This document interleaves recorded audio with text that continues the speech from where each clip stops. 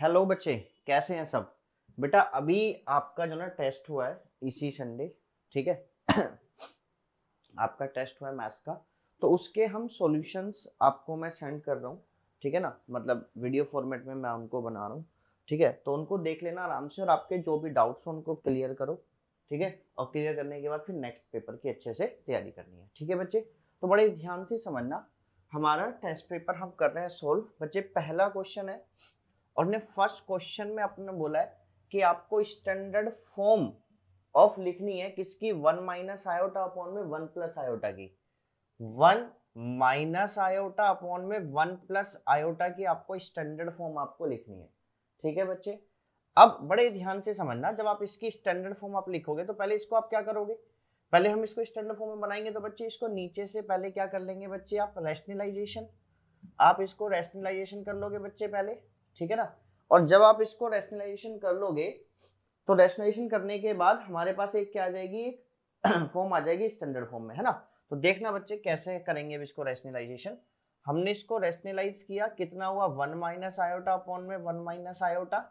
तो कितना हुआ 1 माइनस आयोटा का होल स्क्वायर अपॉन में नीचे कितना हो गया a square minus b square, और ए स्क्वायर में बी स्क्वायर को सोल्व करके कितना आ गया ये, और इसको सोल्व करके कितना आता है -2 आयोटा अपॉन में 2 से 2 कट गया, आंसर इज माइनस आयोटा। लेकिन उसने बोला स्टैंडर्ड फॉर्म में लिखना है, तो स्टैंडर्ड फॉर्म में जब आप इसको लिखोगे कॉम्प्लेक्स नंबर को, तो वो क्या होगा, a प्लस आयोटा बी की स्टैंडर्ड फॉर्म होती है, आपके पास सिर्फ इमेजिनरी पार्ट निकल के आया, तो आपका क्या हो जाएगा बच्चे 0 माइनस आयोटा। क्लियर है, जिसके राइट आंसर होगा ऑप्शन नंबर डी। क्लियर है, चले हम आगे आगे की बात करते हैं। क्वेश्चन नंबर 2, उसने आपसे क्या बोला, ये देखो भी क्वेश्चन नंबर 2 आपका एनसीईआरटी एग्जाम्पलर का ही क्वेश्चन है, ये MCQ. Two different finite sets हैं, have m and n elements, है ना। दो क्या है, डिफरेंट फाइनाइट सेट्स हैं, m और n उनके पास एलिमेंट है। तो मैंने एक सेट ही मान लिया, a सेट के पास एलिमेंट है बच्चे m, और एक b सेट मान लिया उसके पास एलिमेंट है बच्चे n। क्लियर है। The number of subset of the first set के नंबर ऑफ सबसेट निकालने का फॉर्मूला क्या होता है, 2 की पावर m। पहले सेट में नंबर ऑफ सबसेट 1 1 2 ज्यादा है दूसरे सेट से, तो दूसरे सेट में हमने 1 1 2 प्लस कर दिया, 2 की पावर m माइनस 2 की पावर n इक्वल टू में 1 1 2। क्लियर है, बात समझ में आ गई। चलिए अब हमने इसमें यहां से 2 की पावर n एलसीएम बाहर निकाल लिया कॉमन, ये आ गया 2 की power n minus one. Clear है, 2 की power m minus n minus 1 equal to 1 1 2। मैंने 1 1 2 के फैक्टर किए मेरे बच्चे, तो मेरे पास इसके जब फैक्टर मैंने किए तो इसके फैक्टर मेरे पास आगे करके 2 की पावर 4 इंटू में 7, ये आ गया बच्चे इसके पास। मैंने यहाँ से पावर कंपेयर करा तो n की वैल्यू कितनी आ गई बच्चे, मेरे पास 4 आ गई। क्लियर है। अच्छा 2 की power m minus n minus 1 equal to में कितना आ गया 7, तो 2 की power m minus n equal to में कितना हो गया 8, और यहाँ से आपने इसको सोल्व किया तो m minus n equal to में कितना हो गया बच्चे यहाँ पर 3, और m की वैल्यू कितनी है 4, तो m की वैल्यू कितनी आ गई 7। तो आपका इसका आंसर आ गया 7,4, बी ऑप्शन। क्लियर है। चलिए आगे बात करते हैं, क्वेश्चन नंबर 3 की तरफ हम चलेंगे। इक्वेशन निकालनी है बच्चे मुझे, equation of the line passing through the point, किस पॉइंट से पास हो रही है और इस लाइन के क्या है पैरेलल है ना, इस लाइन के क्या है पैरेलल। लाइन क्या है y equal to 2x minus 5 के पैरेलल है। पहले इसको आपने स्टैंडर्ड फॉर्म में लिखा, ये आ गया। अच्छा मैं आपको बता के आ चुका हूं, जब भी कोई भी लाइन किसी के पैरेलल होती है तो इसमें x और y के कोफिशिएंट को हम चेंज नहीं करते, एज इट इज लिख देंगे 2x minus y plus c equal to 0। ये होगी वो इक्वेशन ऑफ ए लाइन, है ना। हमें सी चाहिए, किस पॉइंट से पास हो रही है 3,4 से।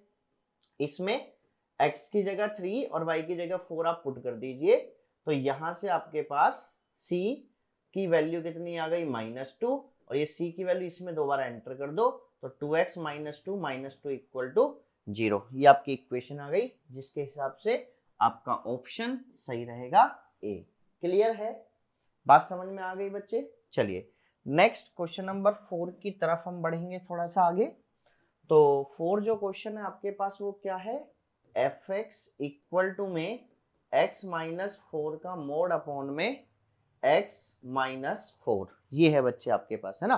कौन सा फंक्शन है? सिग्नम फंक्शन है। और सिग्नम फंक्शन को आप जानते हो कि सिग्नम फंक्शन को हम ऐसे बोलेंगे -1 जब x छोटा है 0 से, और 1 जब x बड़ा है 0 से, और 0 जब x इक्वल टू किसके होता है? 0 के। उसने आपसे वैल्यू पूछी है limit x tends to 4 positive. जब 4 पॉजिटिव है मतलब हम फंक्शन को 4 पॉजिटिव है, मतलब कौन सी साइड से अप्रोच कर रहे हैं बच्चे उसे अगर देखा जाए तो राइट हैंड साइड से। 4 से बड़ी वैल्यूज, 4 से बड़ी वैल्यू जो 0 से बड़ी होगी, आंसर इज 1। क्लियर है? बात समझ में आई? अच्छा, अगर मैं आपको एक नोट के लिए भी बता दे रहा हूं, अगर वो यहां से आपसे बस ये पूछ लेता 4 नेगेटिव सपोज करो, तो मतलब 0 से छोटी वैल्यू है ना, मतलब 4 नेगेटिव का मतलब है कि हम 4 को अप्रोच कर रहे हैं लेफ्ट हैंड साइड से, और नेगेटिव है तो 4 से छोटा जो नेगेटिव वैल्यूज को अप्रोच कर रहा होगा वो कौन है? -1, मतलब ये वाला। तो इसका आंसर क्या आ जाता? -1। अगर सपोज करो वो आपसे ये पूछ लेता limit x tends to 4 fx निकालो, तब आपका आंसर होता डज नॉट एग्जिस्ट, क्योंकि वो LHS और RHS इक्वल नहीं है इसमें, है ना। तो ऑप्शन होता ऑप्शन नंबर डी उस केस में। लेकिन अकॉर्डिंग टू दिस क्वेश्चन इसका ऑप्शन है सी, 1। क्लियर है? बात समझ में आ गई बच्चे? चलिए आगे की बात करते हैं। तो थोड़ा सा यहाँ पर आप अपनी वीडियो को विराम देके लिख सकते हैं, समझ सकते हैं, दोबारा क्वेश्चन को इनको सोल्व करके देख सकते हैं। ठीक है बच्चे, हम आगे की तरफ बढ़ रहे हैं। आप यहाँ पर आप अपनी वीडियो को थोड़ा सा विराम देने के बाद आगे क्वेश्चंस आप लिख सकते हैं, कर सकते हैं, दोबारा सोल्व करके देख सकते हैं जो जो भी MCQ आपसे सॉल्व नहीं हुए हैं। चले भाई आगे बढ़ते हैं। नेक्स्ट क्वेश्चन नंबर 5, उन्होंने बोला modulus x is less than 5। Modulus की बड़ी अच्छी सी कहानी है, बहुत अच्छी सी। मॉडुलस में कोई भी नंबर होगा तो -5 से बड़ा होगा और 5 से छोटा होगा, ये होता है भाई। Modulus x is less than अगर इक्वल टू a के है तो ये जो नंबर होगा x, ये -a से बड़ा होगा और a से छोटा होगा, ये इसकी प्रॉपर्टी भी होती है सीधा सीधा। तो आ गया इक्वल होता तो यहाँ पर इक्वल भी आ जाता। -5 से बड़ा, a से छोटा, तो x कहां से कहां तक बिलोंग हो गया? -5 से 5। क्लियर है मेरे बच्चे? -5 से 5 ये आपके पास आ गया, है ना। तो x कहां से कहां तक आ गया मेरे बच्चे? ये आपका आ गया -5 से 5, तो ऑप्शन इज बी। क्लियर है? बात समझ में आ गई? चलिए आगे की बात करते हैं। आप इसको लिख भी लीजिए, इस तरीके से आप लिख सकते हैं, नोट कर सकते हैं। जैसे क्वेश्चन नंबर हम 6 की तरफ थोड़ा सा बढ़ते हैं। उनने बोला इफ 4 डिजिट के ओड नंबर्स हमारे को बनाने हैं by using the digits 0, 1, 2, 3, 4 and 5। 0 को यूज करके, 1 को यूज करके, 2 को यूज करके, 3 को यूज करके, 4 को यूज करके, इन सब को यूज करके हमारे को क्या करना है? 4 डिजिट के नंबर्स बनाने हैं, ठीक है ना। तो सिंपल सी मैंने आपको कहानी बता रखी है बच्चे की, अगर आपको कोई भी नंबर बनाना है 4 बॉक्सेस आप उसमें बना लीजिए। स्टार्टिंग में आपको पता है कि 0 नहीं आएगी, इसके पास कोई भी 4 नंबर जो बच्चे वो आ सकते हैं। उसके बाद सेकंड बॉक्स में 0 भी इन्वॉल्व हो जाएगा तो रिपीटेशन नॉट अलाउड है, 4 आ जाएगा। फिर कोई 3, लास्ट में और नंबर बनाने हैं तो सिर्फ 1 आ सकता है, 3 आ सकता है और 5 आ सकता है। लास्ट के पास भी 3 ऑप्शन है, तो 4 इंटू में 4 इंटू में 3 इंटू में 3, ऑप्शन इज 16 इंटू में 9, आंसर इज 144, तो ऑप्शन इज डी। क्लियर है? बात समझ में आ गई बच्चे? चलिए क्वेश्चन नंबर 7 की तरफ आप बढ़ेंगे। उन्होंने बोला mean deviation about the median निकालना ऑब्जर्वेशन का, है ना। तो पहले आपके पास ऑब्जर्वेशंस क्या क्या है? एक्सआई ऑब्जर्वेशंस आपके पास क्या है? 1, 2, 3, 4, 5। अच्छा देखो डेटा कैसा है, इवन है ओड है? ओड है, ओड है तो मिडिल नंबर सीधा हो गया मीडियन, कुछ करने की जरूरत नहीं होती। मीडियन हो गया क्या? 3। क्लियर है? बात समझ में आ गई? अब आपको क्या निकालना है? इसका मीन डेविएशन अबाउट मीडियन निकालना है। तो सब में से इसको माइनस करेंगे मीडियन को और उसको प्लस कर देंगे। 1 - 3 कितना आया? -2, उस पर मोड भी लगाते हैं तो ये कितना हो गया? 2 + 1 + 0 + 1 + 2 और डिवाइडेड बाय कितने नंबर से? 5। यहां से आपका कितना आएगा? 2 और 1 3, 3 और 3 6, 6/5, 6/5 डिवाइड करोगे 1/1.2, ऑप्शन इज ए। क्लियर है? बात समझ में आ गई? चलिए क्वेश्चन नंबर 8 की तरफ बढ़ते हैं बच्चे। आपके पास क्या है? y² = -4x है, पैराबोला है। इसका आपको क्या निकालना है? Latus rectum. Latus rectum LR जो बच्चे इसका इक्वल होता है वो 4a के इक्वल होता है। ये रहा 4a भाई हमारे पास बैठा है। क्लियर है? अच्छा, लेटेस्ट एक्टम डिस्टेंस होती है, कभी नेगेटिव नहीं होती, हमेशा पता पॉजिटिव, तो आंसर इज 4a हो गया, सिंपल सा। The fx, question number 9, fx the signum function. Signum function की रेंज आपको पता होना चाहिए। सिग्नम फंक्शन की रेंज हमेशा होती है -1, 0 और 1। क्लियर है?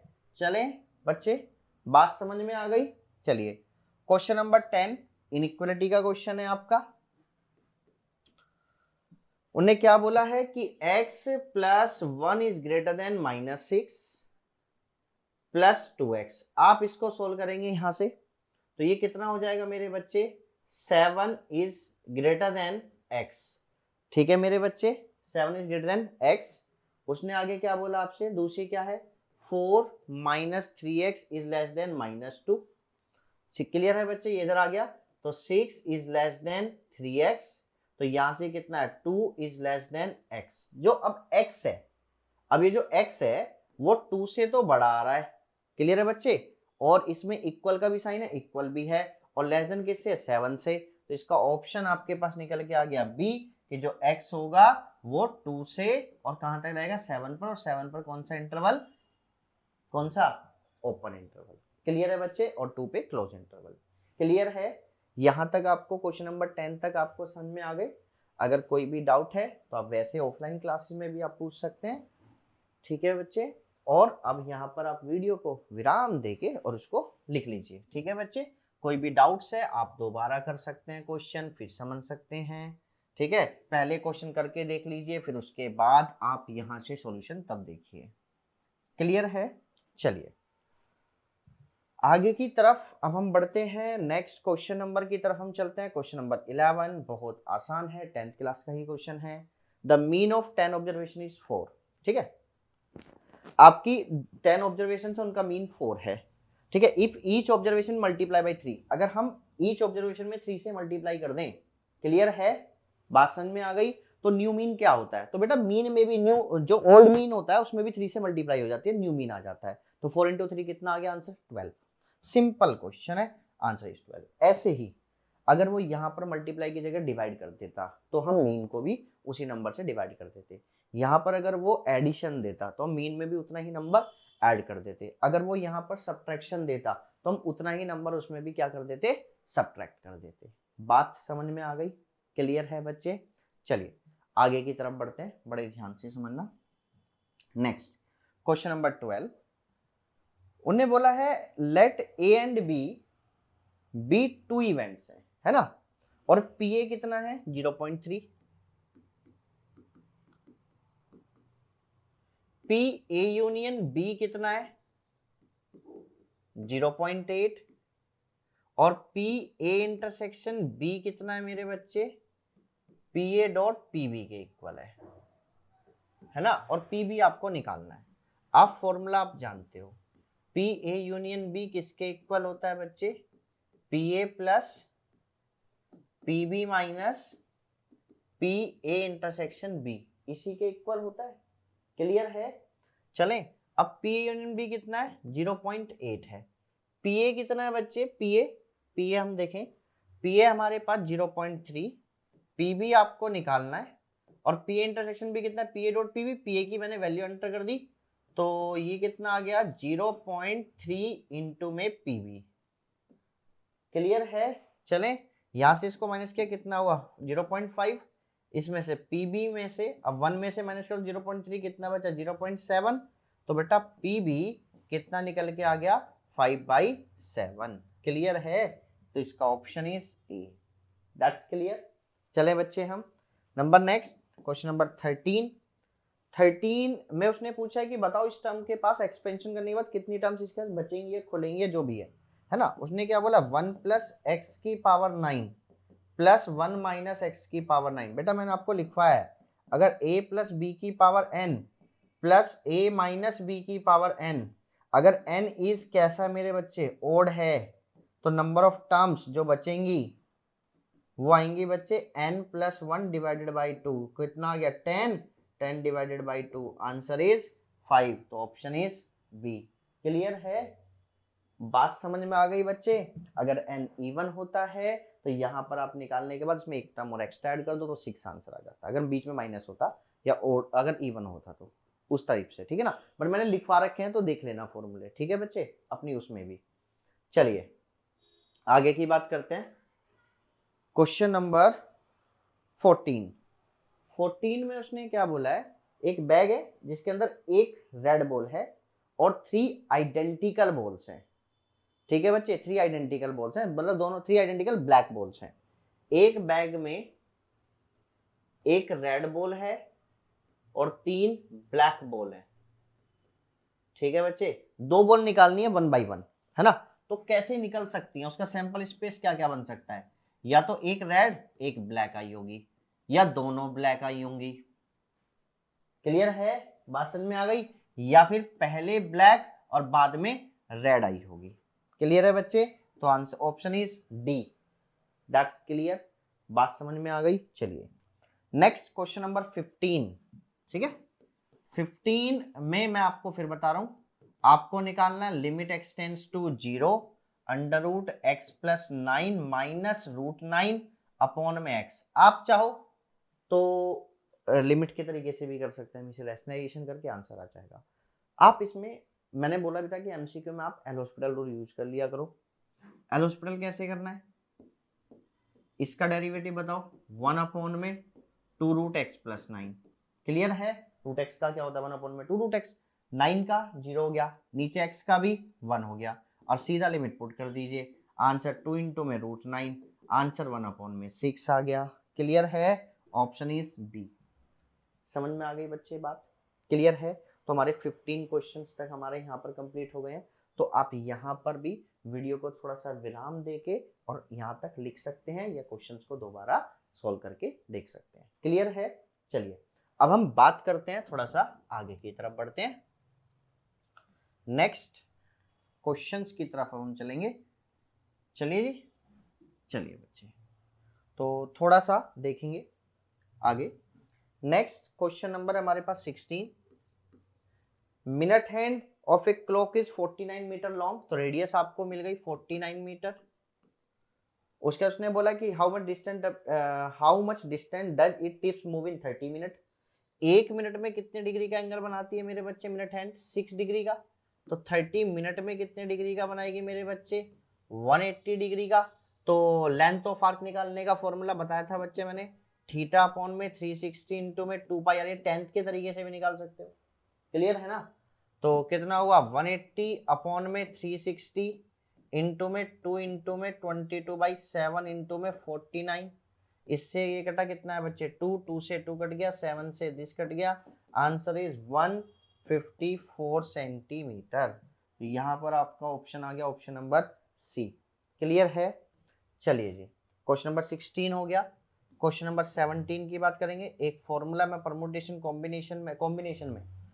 कॉम्बिनेशन चैप्टर के अंदर कॉम्बिनेशन टॉपिक में आपको ये फॉर्मूले हम बता के आ चुके हैं। एनसीए इक्वल टू एनसीबी, तो बेटा एन किसके इक्वल होता है, ए प्लस बी के इक्वल होता है। क्लियर है, तो यहां से आप सिंपल देखेंगे कि एन सी एक्स अगर equal to n C y के है, तो एक तो ये भी मिल गया आपके पास कि जो एन है वो इक्वल टू किसके होगा, n n n n n किसके इक्वल होगा, एक्स प्लस वाई के, है ना। अच्छा एक चीज और होता है, अगर n C equal to n C b है तो ए भी इक्वल टू बी के भी होता है, ये भी बात है, ठीक है बच्चे। तो आप यहाँ से आपके दो ऑप्शन, ये option number d, x equal to y या फिर x plus y equal to में एन। बात समझ में आ गई, क्लियर है। चले बच्चे हम तो आगे की तरफ हम बढ़ते हैं, नेक्स्ट क्वेश्चन की तरफ अब हम चलते हैं। ये हमारे पास क्वेश्चन नंबर 17। अब हम चलेंगे बच्चे क्वेश्चन नंबर किसके अंदर, 18 के अंदर, ठीक है। यहां तक आपको कोई भी डाउट्स है तो आप वीडियो को विराम करके वहां पे लिख सकते हैं, कोई भी डाउट्स है तो आप अपनी ऑफलाइन में भी पूछ सकते हैं, ठीक है। चलिए क्वेश्चन नंबर 18 की तरफ बढ़ेंगे हम। The distance between the points, बहुत आसान क्वेश्चन था ये 2 पॉइंट्स हैं, इनके बीच में डिस्टेंस निकालनी है ना। पी क्यू आपको निकालना है, डिस्टेंस क्या निकालते हैं, x2 - x1। तो देखो 5 - 5 0, 6 - 6 0 और 0 - 7, तो सिर्फ आया 0 - 7 का स्क्वायर मेरे बच्चे, तो वहां से 7 का स्क्वायर ही कट गया, तो पी क्यू कितना आ गया बच्चे आपके पास 7 यूनिट्स, तो इसका ऑप्शन हो गया पी। क्लियर है, बात समझ में आ गई बच्चे? चले हम, चलिए असर्शन रीजन की तरफ चलते हैं। Question number 19, 10x equal to कितना है 1/2, है ना। और उसने बोला कि sin 2x आपको गिवन है 4/5। अब 10x गिवन है। अच्छा sin 2x का हम फॉर्मूला जानते हैं 10 की टर्म में, क्या होता है 2 10x अपॉन में 1 minus 10 square x, sorry plus 10 square x. तो 2 10x 2 इंटू में 10x 1/2, 1 प्लस 1/2 का होल स्क्वायर, इसको सोल्व किया 1 अपॉन में 1 प्लस 1/4, आंसर इस कितना आ गया 4/5। तो sin 2x 4/5 आ रहा है, उसका भी 4/5 आ रहा है जो उसने दिया है, तो असर्शन इज ट्रू। क्या रीजन इज ट्रू है? रीजन में उसने फॉर्मूला पता है अभी लिखा है वही वाला जिसमें हमने थोड़ा मिस्टेक कर दी थी। क्या sin 2x का उसने फॉर्मूला लिखा है कि 2 10x अपॉन में 1 माइनस 10 स्क्वायर एक्स, क्या यही होता है? नहीं होता, यहाँ पर प्लस आता है, तो असर्शन इज ट्रू और रीजन इज फॉल्स। इसका ऑप्शन क्या रहेगा? सी। क्लियर है? बात समझ में आ गई भाई? चले आगे, चलिए क्वेश्चन नंबर 20 की तरफ बढ़ते हैं बच्चे। 20 में उसने आपको एक सीक्वेंस दिया है जीपी, और वो सीक्वेंस क्या है 2, 8, 32, 2, 8, 32, डॉट डॉट डॉट, इसमें से 9th टर्म पूछी है। ए कितना है इसमें 2 है, आर कितना आ रहा है बच्चे 2 की पावर, इसके अंदर आपके पास आर आ रहा है 2 की पावर 3 अपॉन में 2, 2 की पावर 2 आपका आर आ रहा है। उसने 9th टर्म पूछी है, 9th टर्म निकालने का फॉर्मूला क्या होगा ए आर की पावर 8। ठीक है बच्चे, चले हम, तो यहाँ पे कितना आ गया 2 डॉट 2 की पावर 2 उसकी पावर 8, ये आ गया 2 की पावर 17। तो असर्शन तो आपका ट्रू है। और देखो nth टर्म निकालने का फॉर्मूला भी यही होता है a n equal to a r की पावर n माइनस 1। तो असर्शन इज ट्रू और रीजन इज ट्रू, मतलब correct explanation of A. Clear है? बात समझ में आ गई बच्चे? तो इसका 20 का ऑप्शन क्या रहेगा ए। That's clear. अब आप अपने एमसीक्यू चेक कर सकते हैं किसके कितने एमसीक्यू सही रहे हैं टेस्ट में, जिसके जो भी गलत रहे हैं उनको एक बार करके देख लीजिए, तो अपनी करेक्शंस यहीं पे चेक कर लीजिए। क्लियर है? चले बच्चे, अब हम चलेंगे इसके बाद सेक्शन बी की तरफ। तो थोड़े से सेक्शन बी के क्वेश्चंस को अब हम देखेंगे। ठीक है, चले, चलिए। तो यहां तक आप अपनी वीडियो को थोड़ा सा विराम देने के बाद उसको लिख लीजिए। ठीक है, चले बच्चे, चलिए अब आगे बात करते हैं, सेक्शन बी की तरफ बढ़ते हैं। सेक्शन बी का पहला क्वेश्चन, उसमें ऑप्शन था, बहुत अच्छी बात थी, तो कोई भी क्वेश्चन कर सकते हैं। हम दोनों करते हैं। पहले 21 का पहले फर्स्ट वाला पार्ट करते हैं। उसने क्या बोला, for the following sets right set builder form, है ना। आपके पास जो पहला सेट है उसने बोला for the following set right the set builder form, set builder form में लिखना है। सेट ए है बच्चे आपके पास, क्या है 1,7, इसको सेट बिल्डर फॉर्म में लिखो।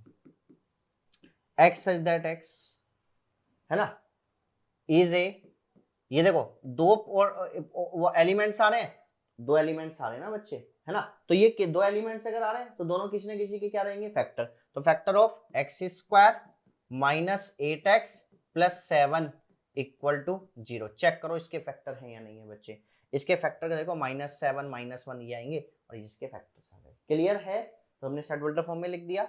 अच्छा इसका जो बी है जो इसका, वो क्या है बी सेट 2 3 5 7 11 13, ये क्या बने हुए भाई प्राइम नंबर।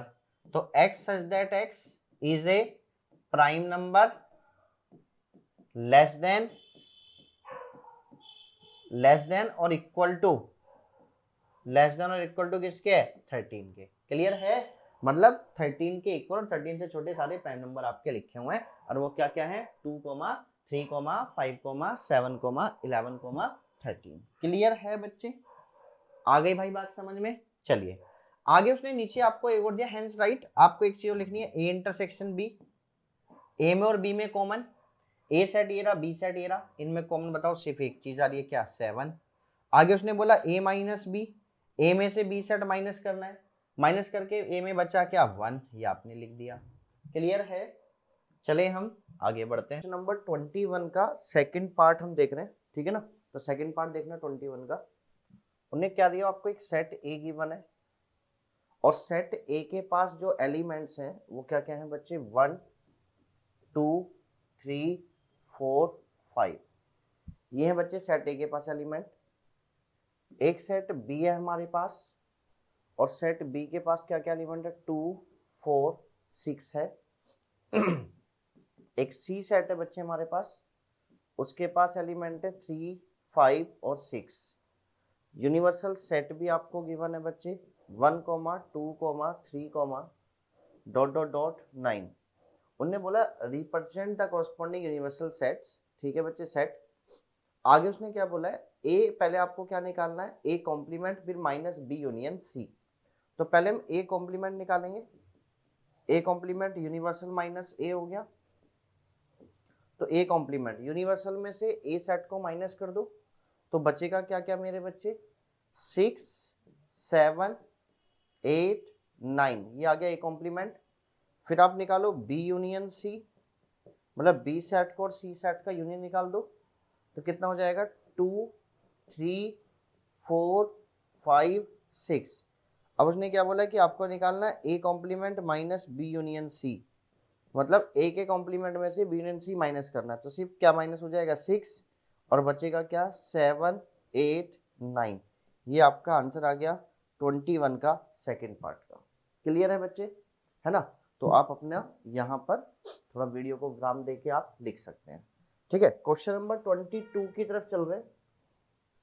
22 को क्वेश्चन को हमने थोड़ा सा चेंज कर दिया था, जो आपको दिख रहा है स्क्रीन पर वो नहीं था क्वेश्चन, थोड़ा हमने चेंज कर लिया था। क्या था क्वेश्चन, कि आपको एक्सपेंड करना है 1 + x⁻6 को बाय यूजिंग बाइनोमियल थ्योरम। ठीक है बच्चे, तो जब हम इसको एक्सपेंड करेंगे तो क्या हो जाएगा 6c0 1⁻6 by using binomial theorem. जब हम इसको एक्सपेंड करेंगे फॉर्मूला लगाएंगे a + b⁻n का। ठीक है बच्चे, 6c1 1⁵ x plus 6c2 1⁴ x² plus 6c3 1⁵ x³ plus 6c4 1⁵2 x³ plus 6c5 1⁵5 x³ plus 6c6, ठीक है, और x⁻6। इसको सॉल्व करेंगे 6c0। आप जानते हैं nc0 = ncn = 1 के होता है। क्लियर है बच्चे, आप समझो। तो 6c0 और 6c6 क्या हो गया 1, तो यहाँ पे कितना बचा 1 प्लस 6c1 कितना होगा 6x प्लस 6c2। आप फॉर्मूला खोल सकते हैं, सोल्व कर सकते हैं।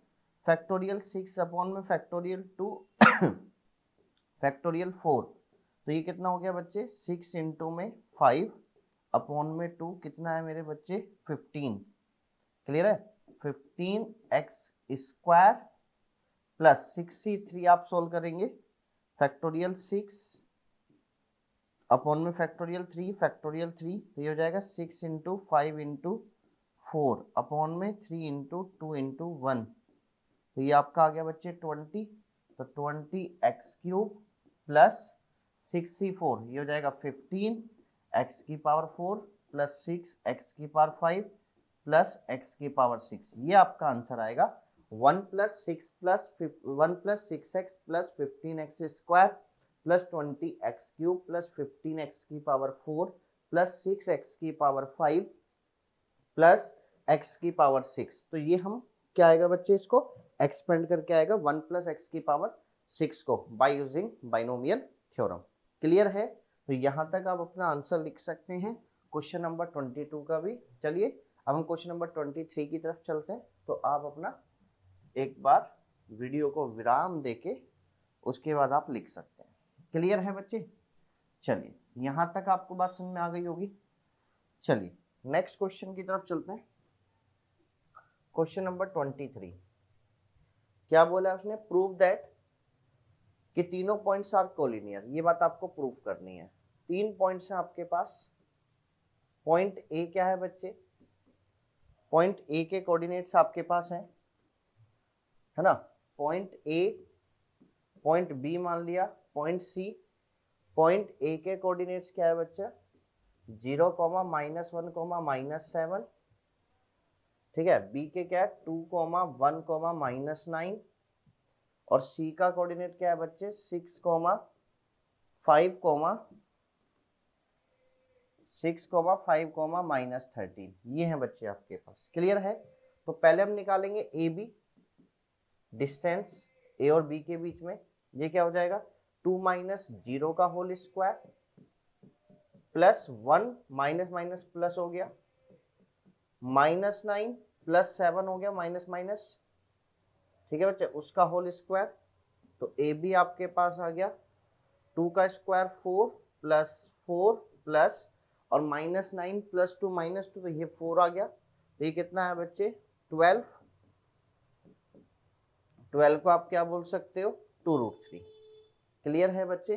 बात समझ में आ गई? चलिए अब हम निकालेंगे बी सी। बी सी में डिस्टेंस फॉर्मूला लगाएंगे बी और सी में 6 - 2 का होल स्क्वायर प्लस 5 - 1 का होल स्क्वायर प्लस -13 और प्लस 9 का होल स्क्वायर। यहां से कितना बचेगा 4, 4 का स्क्वायर 16 प्लस 16 प्लस 16 कितना हुआ बच्चे 48। और 48 को मैं क्या बोल सकता हूँ बच्चे 4√3। अब मैं क्या निकालूंगा बच्चे ए सी। ए सी बताइए कितना आ रहा है भाई हमारे पास, हमने 3 पॉइंट्स मान लिए थे। क्लियर है? तो ए सी आपके पास अब आप निकालेंगे 6 - 0, 6 का स्क्वायर प्लस 5 -1, तो ये भी हो गया 6 का स्क्वायर प्लस ये आपका हो गया 17 सॉरी -13 प्लस 7 का होल स्क्वायर। तो ए सी कितना आ गया बच्चे आपके पास 6 का स्क्वायर 36 प्लस 36 प्लस 36 कितना हुआ मेरे बच्चे 108। और 108 को आप क्या बोलोगे 6√3।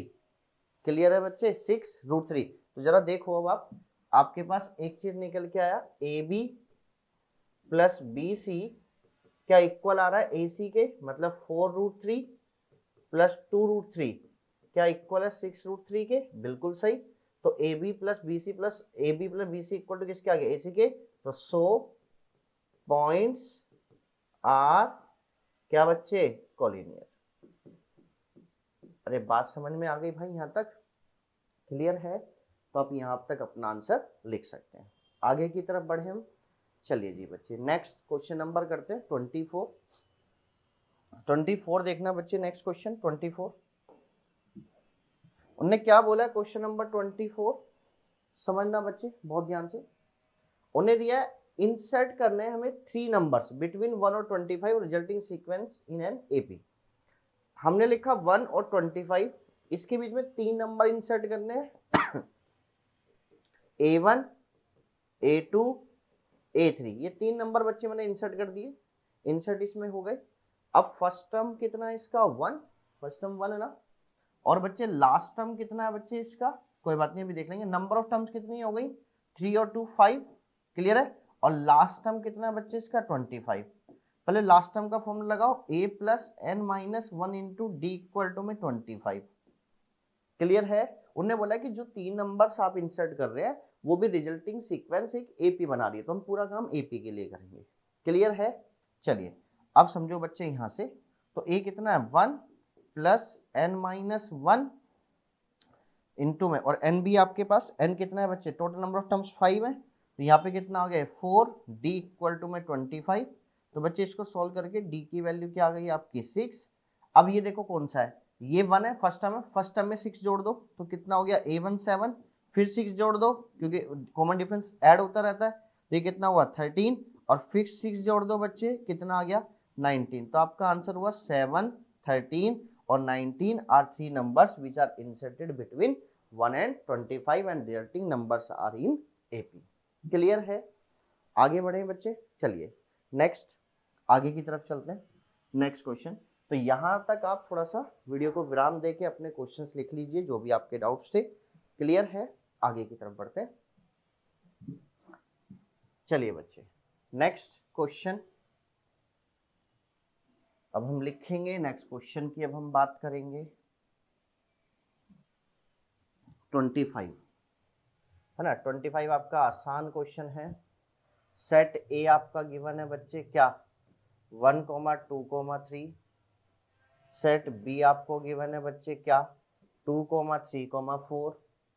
सेट सी आपको गिवन है बच्चे क्या, 4,5। आपको निकालना है A cross B union, A cross B intersection सी, है ना। पहले ये निकालना है और फिर उसको वेरीफाई कर देना है, A cross B intersection A cross C से। ठीक है, तो पहले एक काम करते हैं, निकाल लेते हैं पहले। चलिए आप समझो पहले बड़े ध्यान से। तो पहले हम निकालते हैं बी इंटरसेक्शन सी। पहले निकालो बी इंटरसेक्शन सी। बी में और सी में कॉमन सिर्फ कौन आता है, 4। अब इसका निकाल दो ए क्रॉस बी इंटरसेक्शन सी के साथ। ठीक है बच्चे, अब ए का क्रॉस निकालना तो बताओ क्या बनेगा, 1,4। मतलब सेट ए के element set B intersection C के एलिमेंट्स के साथ अपना ऑर्डर पेयर बना देंगे। तो 2,4 और 3,4 ये आएगा बच्चे। अब हम इधर से निकाल लेते हैं, ए क्रॉस बी निकालो पहले, ए और बी का ऑर्डर पेयर बनाओ। 1,2 1,3 1,4 2,2 2,3 2,4 3,2 3,3 3,4 बन गया बच्चे ए क्रॉस बी। अब निकालो A cross C. A cross C, A cross C में क्या क्या आएगा, 1,4 1,5 2,4 2,5 और 3,4 और 3,5 यही आएगा। क्लियर है। अब मुझे निकालना है इन दोनों में common, A cross B intersection A cross C. इन दोनों में जरा कॉमन निकाल रहा हूं बच्चे में, बड़े ध्यान से समझना। ठीक है, इन दोनों में कॉमन निकाल रहा हूं। तो इस सेट के अंदर देखो जरा यहां से बड़े ध्यान से, इस सेट में कॉमन, इस मतलब कार्टेशियन प्रोडक्ट में कॉमन, और इस कार्टेशियन प्रोडक्ट में कॉमन। यहाँ पे हम पेन थोड़ा चेंज कर लेते हैं कलर, ताकि आपको आसानी से और दिख जाए। ठीक है, और इसमें इन दोनों में जरा कॉमन बताओ क्या आएगा बच्चे, फटाफट। अगर आप कॉमन आएगा इस दोनों में तो बताओ क्या क्या आएगा भाई। 1,2 नहीं आ रहा, 1,3 नहीं है बच्चे, 1,4 देखो 1,4 ये आ गया, और आपके पास हो गया 2,2 नहीं है, 2,3 नहीं है, 2,4 है बच्चे, और उसके बाद कॉमन देखो जरा 3,2 3,2 भी नहीं है, 3,3 3,3 भी नहीं है, और 3,4 ये आ गया बच्चे कॉमन। तो क्या क्या आ गया भाई कॉमन, 1,4 2,4 और 3,4 यही आ गया आपके पास कॉमन। और यही एलिमेंट आपके इस यहाँ पर आ रहे हैं, तो दोनों एक दूसरे के क्या हो गए, इक्वल हो गए, वेरीफाई हो गया। क्लियर है। तो आप लिखेंगे सो ए क्या cross B union B intersection C equal है A cross B intersection A cross C के। क्लियर है, तो यहां से आपका वेरीफाई हो जाएगा। तो आपका सेक्शन बी यहां तक आपका कंप्लीट हो जाता है। क्लियर है बच्चे। आगे की बात करें तो हम सेक्शन सी के क्वेश्चंस की तरफ चलते हैं, बड़े ध्यान से समझना। ठीक है, तो मैं रब कर रहा हूं, तो आप थोड़ा सा यहाँ पर अपनी वीडियो को विराम दे के लिख सकते हैं। अब हम सेक्शन सी के क्वेश्चंस की तरफ चलेंगे। चलिए सेक्शन सी, सेक्शन सी। ठीक है, अब सेक्शन सी में फर्स्ट क्वेश्चन उठाते हैं, बहुत अच्छा क्वेश्चन है। कंपोजिशन ऑफ ए फंक्शन पर है बच्चे, sorry composition of a function नहीं है, ऑपरेशंस ऑफ फंक्शंस है। ठीक है बच्चे, फंक्शंस के क्या क्या ऑपरेशंस होते हैं। ठीक है, आ जाओ। F x equal to x square है, जी एक्स इक्वल टू बच्चे 2x + 1 है। इसको हम अलजेब्रा ऑफ फंक्शन भी कह सकते हैं, ये अलजेब्रा ऑफ फंक्शन का भी टॉपिक है। ठीक है, ऑपरेशंस भी इसमें लग रहे हैं, अलजेब्रा भी कह सकते हैं। तो बच्चे f + gx आपको निकालना है। इसका मतलब सिंपल सा होता है fx + gx। ठीक है मेरे बच्चे, अलजेब्रा यही होता है। fx कितना है, x², gx कितना है, 2x + 1। हो गया क्वेश्चन खत्म। ठीक है, f - gx आपको निकालना है। ये कितना हो जाएगा जरा बोलो, fx - gx। तो यहां से कितना आ जाएगा, x² - 2x + 1।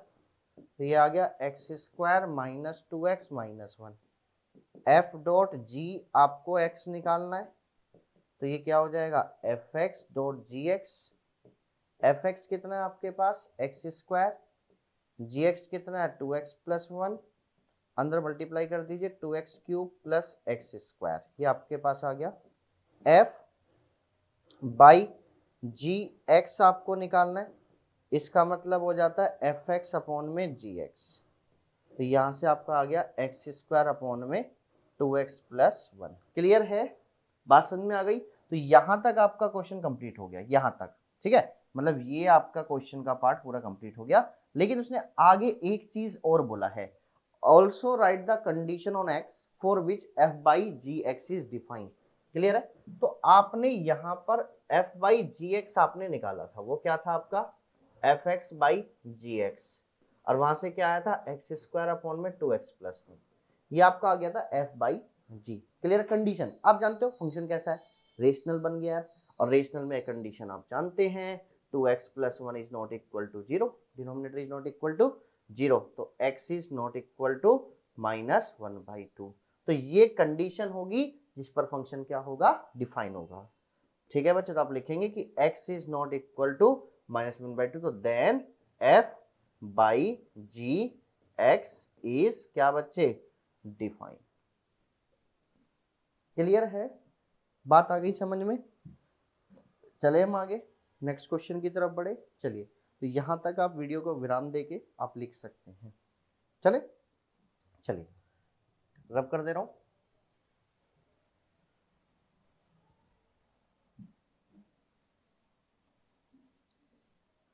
Twenty three 23 sorry 23 नहीं बच्चे 27,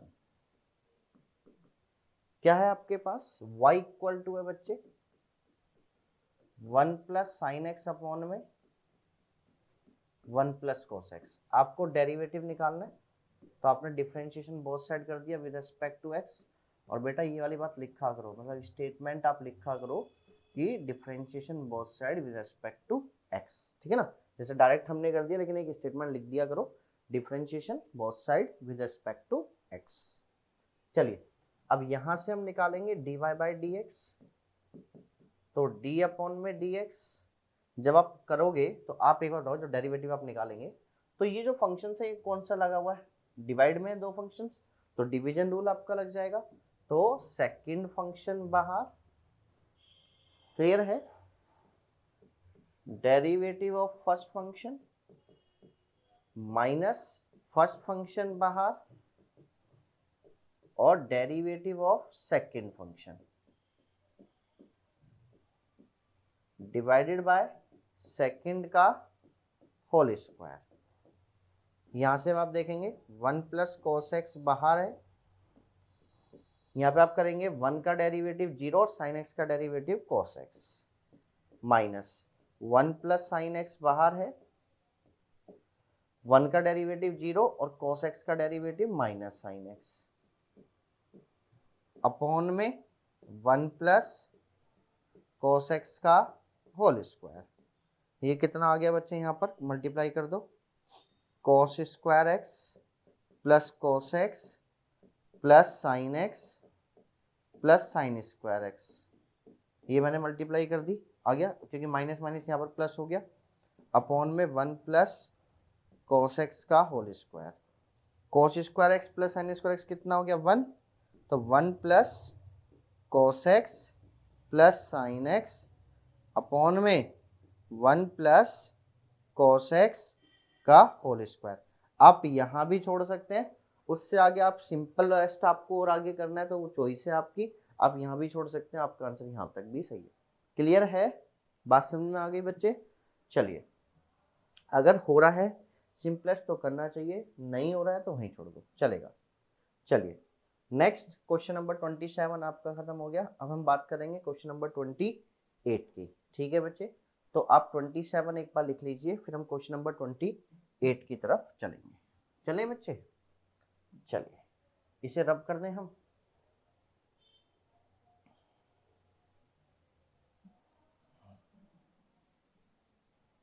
आ जाइए।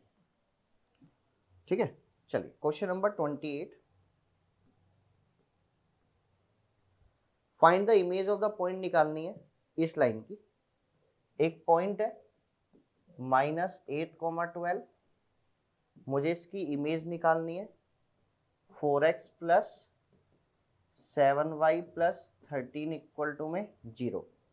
अच्छा, इमेज जो बनेगी वो इसकी इधर बनेगी कहीं, यहाँ पे हमने मान ली इमेज जो बन रही है वो h, k पर बन रही है।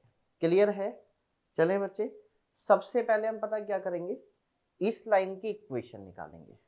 क्लियर है? आ जाओ। इसको बोला बच्चे मैंने L1 और इस लाइन को बच्चे मैंने क्या बोल दिया, L2। अच्छा, जब आप इमेज निकालोगे तो ये इस पर क्या होगा, परपेंडिकुलर हो जाएगा, परपेंडिकुलर। तो समझो पहले बड़े ध्यान से, हमें पहले निकालनी है equation of A line L2।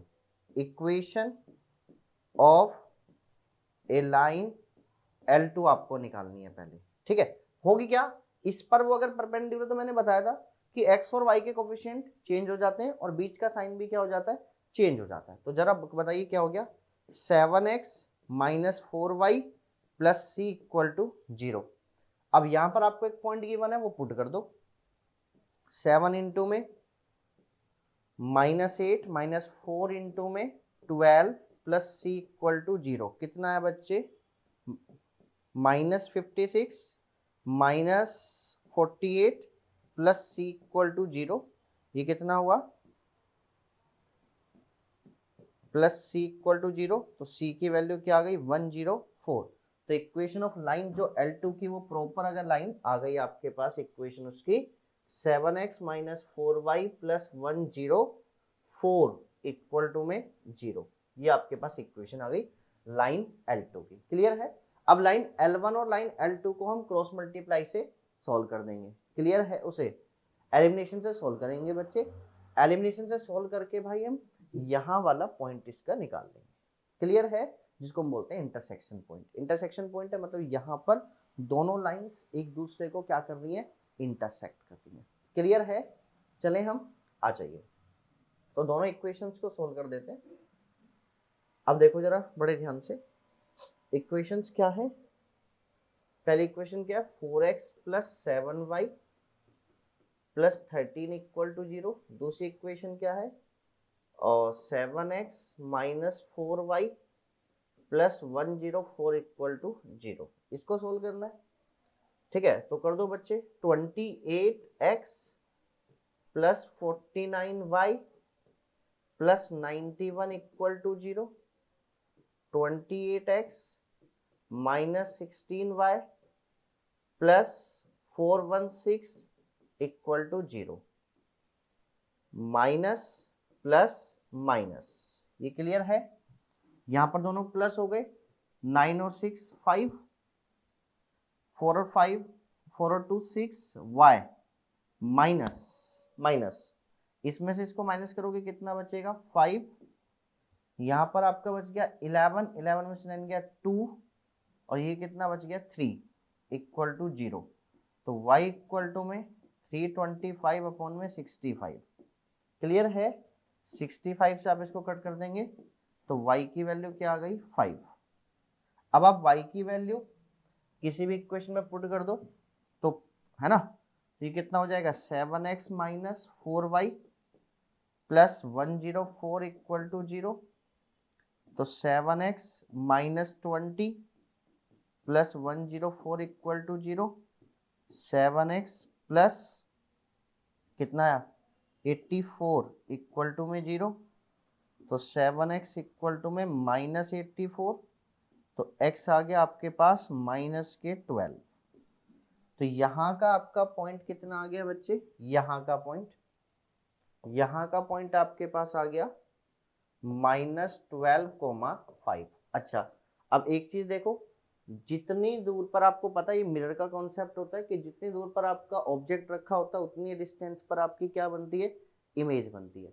तो हमने ये वाला डिस्टेंस और ये वाली डिस्टेंस आपस में इक्वल हो गई, तो ये वाला जो पॉइंट है, ये पॉइंट इसका नाम दे देते हैं P जो पॉइंट है इसको हम दे देते हैं A और इसको हम दे देते हैं B। जो P पॉइंट है वो मिड पॉइंट होगा बच्चे किसका, AB का। क्लियर है? तो मिड पॉइंट का अब हम कॉन्सेप्ट यूज करके हम इसके क्या निकाल लेंगे, इमेज पॉइंट निकाल लेंगे। ठीक है, तो यहाँ तक आप थोड़ा सा एक बार वीडियो को रोक के लिख सकते हैं। चलिए बच्चे, तो मैं रब कर रहा हूँ, वीडियो को पॉज करके आप उसको थोड़ा सा विराम देके आगे क्वेश्चन को लिख लीजिए। अब हम लिख लेते हैं पीज क्या होगा, मिड पॉइंट होगा ऑफ किसका मान लिया बच्चे हमने, ए बी का। तो मिड पॉइंट का कॉन्सेप्ट क्या होता है, x comma y equal to में x1 प्लस x2 अपॉन में 2 comma y1 plus y2 upon में 2, यही होता है ना। x mid point -12 comma 5 equal to x1 plus x2 -8 plus आप एक काम करो, उसको अलग लगा लो, कोई दिक्कत नहीं है। x equal to x1 plus x2 upon में 2, x कितना है बच्चे -12, x1 कितना -8 प्लस h अपॉन में 2, तो -24 प्लस 8 इक्वल टू में h, तो h की वैल्यू कितनी आ गई बच्चे -16। ठीक है, यहां से हम निकालेंगे y इक्वल टू में y1 प्लस y2 अपॉन में 2, y कितना है बच्चे आपके पास 5, y1 कितना है बच्चे आपके पास 12 प्लस ये कितना है बच्चे आपके पास k अपॉन में 2, तो कितना हुआ 10 इक्वल टू 12 प्लस k, तो k की वैल्यू क्या आ गई बच्चे -2, आपके पास k की वैल्यू आ गई। तो इमेज पॉइंट आपके क्या निकल के आ गए, इमेज पॉइंट इस क्या आ गया मेरे बच्चे -16 कॉमा -2, ये आपकी इमेज आ गई with respect to a line. Clear है, आ गई बच्चे बात समझ में। चले हम आगे, तो यहाँ तक आप क्वेश्चन को प्रॉपर लिख लीजिए, थोड़ा सा वीडियो को रोक देंगे, पूरा क्वेश्चन पहले लिखिए, उसको करके देखिए, इंपॉर्टेंट क्वेश्चन है, आ जाता है इस टाइप का क्वेश्चन आपके एग्जाम में। चले हम आगे, चलिए मैं रब कर रहा हूँ, आप वीडियो को थोड़ा सा क्या करके विराम करके, अब तो समझ गए होंगे, बार बार सेंटेंस भी तो तुम्हें याद हो गया होगा। चलिए क्वेश्चन नंबर 28 का हम और वाला पार्ट भी कर लेते हैं। Find the equation of A line which passes through the point 3,4 and cut off the intercept on the coordinate axis such that their sum is 14, है ना। इंटरसेप्ट का सम कितना है 14 है। ये इंटरसेप्ट हो गया, ये हमने ए इंटरसेप्ट माना, बी माना, है ना। एक्स एक्सिस का इंटरसेप्ट हमने ए मान लिया और वाई एक्सिस का इंटरसेप्ट हमने बी मान लिया। वो लाइन किसी एक पॉइंट से पास हो रही है, किससे 3,4 से। यहाँ का कोऑर्डिनेट क्या हो गया a,0 और यहाँ का कोऑर्डिनेट क्या हो गया b 0,b। अच्छा, इंटरसेप्ट फॉर्म क्या होती है x अपॉन में a प्लस y अपॉन में b इक्वल टू में 1, यही होती है ना बच्चे। अब समझो बड़े ध्यान से, और उसने एक चीज आपको और दिया, सम ऑफ इंटरसेप्ट कितना है 14 है, यही है। अच्छा, तो x आपको गिवन है 3 अपॉन में a प्लस 4 अपॉन में b, और b की वैल्यू यहाँ से निकाल लो, 14 माइनस ए इक्वल टू में 1, तो 3 इंटू में 14 माइनस ए, मैंने एलसीएम ले लिया, प्लस 4a इक्वल अपॉन में 14a minus a square equal to में 1। तो इधर मल्टीप्लाई कर दी बच्चे मैंने, 42 minus 3a plus 4a equal to में 14a माइनस ए स्क्वायर, कितना हुआ 42 प्लस a इक्वल टू में 14a minus a square minus 13a plus 42 equal to में 0। तो यहाँ से आपके पास आ गया a square minus 13a plus 42 equal to 0। तो a -6 और a -7 इक्वल टू 0। तो a की दो वैल्यू आ गई, एक 6 और एक 7 बाई फैक्टराइजेशन से। क्लियर है, जब a की दो वैल्यू आ गई तो a plus b equal to 14 है, तो b हमारे पास यहाँ पर क्या आ जाएगा 8, और यहाँ से b हमारे पास क्या आ जाएगा, कितना बच्चे, यहाँ पे b आ जाएगा 7। क्लियर है, तो यहाँ से अब आपके पास a और b आ गए। अब दो इक्वेशंस आपके पास बन जाएंगी। पहली इक्वेशन x अपॉन में a प्लस वाई अपॉन में b इक्वल टू 1। जब a और b आप ये लेंगे बेटा, दोनों इक्वेशन ही निकाल के दिखाना उसको, तभी आपका आंसर प्रॉपर आपका आएगा। तो ये कितना हो जाएगा 8x plus 6y equal to 48, एक इक्वेशन ये बन गई। दूसरा जब आप a और b यूज करेंगे तो x अपॉन में a प्लस y अपॉन में b इक्वल टू में 1 है ना, और b कितना है 7, a b कितना है 7, तो कितना हो गया x plus y equal to में 7। क्लियर है? आ गई बच्चे? तो ये दो इक्वेशन हमारे पास बन जाएंगे। चलें हम आगे, आगे की बात करें बच्चे। चलिए समझो भाई, अब नेक्स्ट 29 क्वेश्चन करते हैं हम इसका, ठीक है। चलिए तो यहाँ पर आप थोड़ा सा वीडियो को विराम देके अपना क्वेश्चन पूरा लिख लीजिए, जो भी डाउट्स हैं उसको करके देखिए। ये नहीं है कि बस अब हो गया सॉल्यूशन देख लिया तो कर लिया, नहीं, आपको इसको करके भी देखना है, तभी बात समझ में आएगी। चले 29 क्वेश्चन स्क्रीन पर जो है आपका, वो हमने चेंज कर लिया था क्लास में, है ना, मतलब अकॉर्डिंग टू एग्जाम में जब हमने चेंज करा दिया था क्वेश्चन, क्योंकि कुछ बच्चों का ये सिलेबस अभी पूरा हुआ नहीं था, इस वजह से, है ना। हमने क्वेश्चन को कर दिया था find the mean deviation about the mean for the following data, है ना। डेटा क्या है आपके पास 45, 60, 62, ठीक है, फिर 60, फिर 50, फिर 65, फिर 58, फिर 68, 44, 48। पहले हम क्या निकालेंगे इसका मीन। मीन कैसे निकालेंगे? Sum of observation 45 plus 60 plus 62 plus 60 plus 50 plus 65 plus 58 plus 68 plus 44 plus 48 divided by 1 2 3 4 5 6 7 8 9 10 divided by 10। तो अब इनका जरा सम निकालो, सम कितना आ रहा है, ठीक है ना। हम एक बार चेक कर लेते हैं सम कितना आ रहा है, ठीक है बच्चे। सम निकालो जरा, सम करके देखो कितना आ रहा है। अगर आपका आ गया हो तो ठीक है। क्या क्या है आपके पास 45 plus 60 plus 62 plus 60 plus 50 plus 65 plus 58 plus 68 plus 44 plus 48, ये आपके पास आ गया 560, है ना।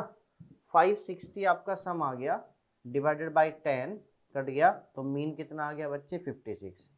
तो आपका मीन आ गया 56। अब हमें क्या निकालना, मीन डेविएशन। तो मीन डेविएशन क्या होता है, x i summation x i minus x bar का सम अपॉन में एन, मीन डेविएशन।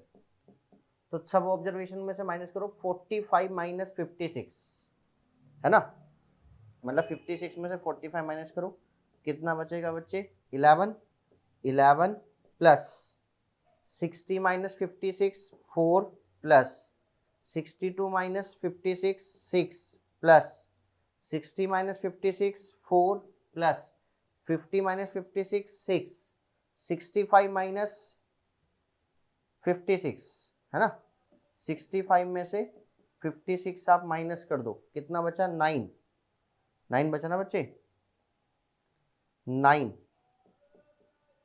प्लस आगे की बात हम करेंगे 65 तक, 58 माइनस 56 2 प्लस 68 माइनस 56, ये आपका बच गया 12 प्लस 44 माइनस 56, 56 में से 44 माइनस कर दो 2 1 प्लस 12 प्लस, ठीक है, 48 माइनस 56, 48 माइनस 56, ये आपका आ गया बच्चे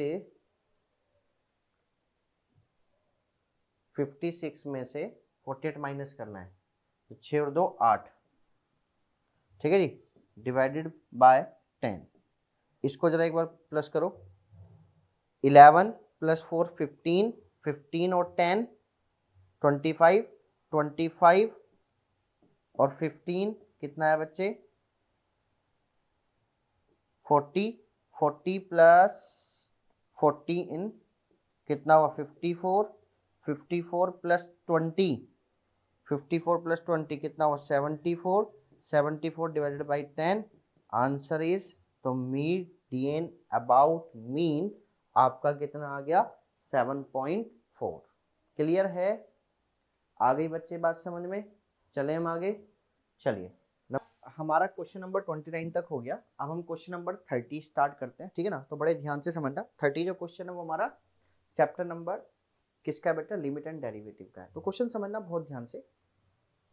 लिमिट x टेंड्स टू 0, क्या दिया उसने? 10 की पावर x माइनस 5 की पावर x माइनस 2 की power x plus 1 divided by x 10x, यही है बच्चे।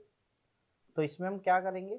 लिमिट x टेंड्स टू 0, देखो जरा, इसको हम क्या बोल सकते हो? 5 की पावर x डॉट 2 की पावर x, जो 10 होता है 10 को हम क्या बोल सकते हैं? 5 की पावर x डॉट 2 की पावर x आप बोल सकते हो, है ना? तो 5 की पावर x, ठीक है, डॉट 2 की पावर x, मैं इसको बोल देता हूँ 10 को 5 की पावर x डॉट 2 की पावर x माइनस 5 की पावर x 2 की power x plus 1 divided by x 10x। Limit x tends to 0, यहाँ से कॉमन बताओ ऊपर से 5 की पावर x, अंदर बच गया 2 की पावर x माइनस 1, यहाँ से माइनस 1 कॉमन आपने ले लिया, तो अंदर क्या बच गया? 2 की पावर x माइनस 1 अपॉन में x 10x, है ना? अब हमने यहाँ पर इसको कंप्लीटली आगे भी इसके हमने फैक्टर कर दिया, तो क्या आ गए? 5 की पावर x माइनस 1 और 2 की पावर x माइनस 1 अपॉन में x 10x। क्लियर है मेरे बच्चे? चलिए, लिमिट x टेंड्स टू 0, 5 की पावर x माइनस 1 अपॉन में x इसके साथ लिखा, फिर यहाँ पर भी हमने लिख दिया, क्या किया बच्चे हमने? 2 की पावर x माइनस 1, इसको भी x चाहिए अपॉन में x इंटू एक्स से मल्टीप्लाई, x से डिवाइड अपॉन में 10x, है ना बच्चे? यहाँ पर ये कितना हो गया आपके पास? log 5, यहाँ पर ये कितना हो गया बच्चे? log 2, और ये कितना हो गया बच्चे? 1। तो आंसर आ गया इसका log 5 डॉट log 2। क्लियर है? बात आ गई बच्चे समझ में?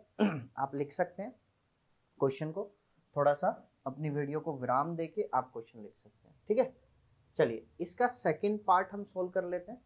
क्या है हमारे पास? Limit x tends to infinity 1 plus 2 plus 3 plus 4 dot dot dot infinity, ठीक है ना बच्चे?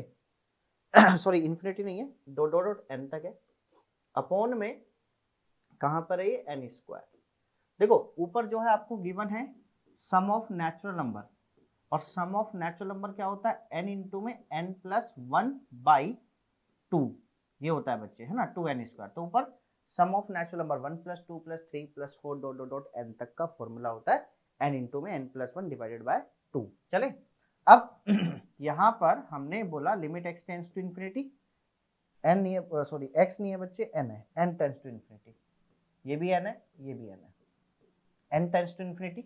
यहाँ से देखो एक n से एक n कट गया, ऊपर क्या बच्चे? n प्लस 1, n मैंने कॉमन लिया वहां से, वाया 1 अपॉन में n अपॉन में 2n, n से फिर n कट गया बच्चे, limit n tends to infinity, तो 1 प्लस 1 बाई n अपॉन में 2। क्लियर है बच्चे?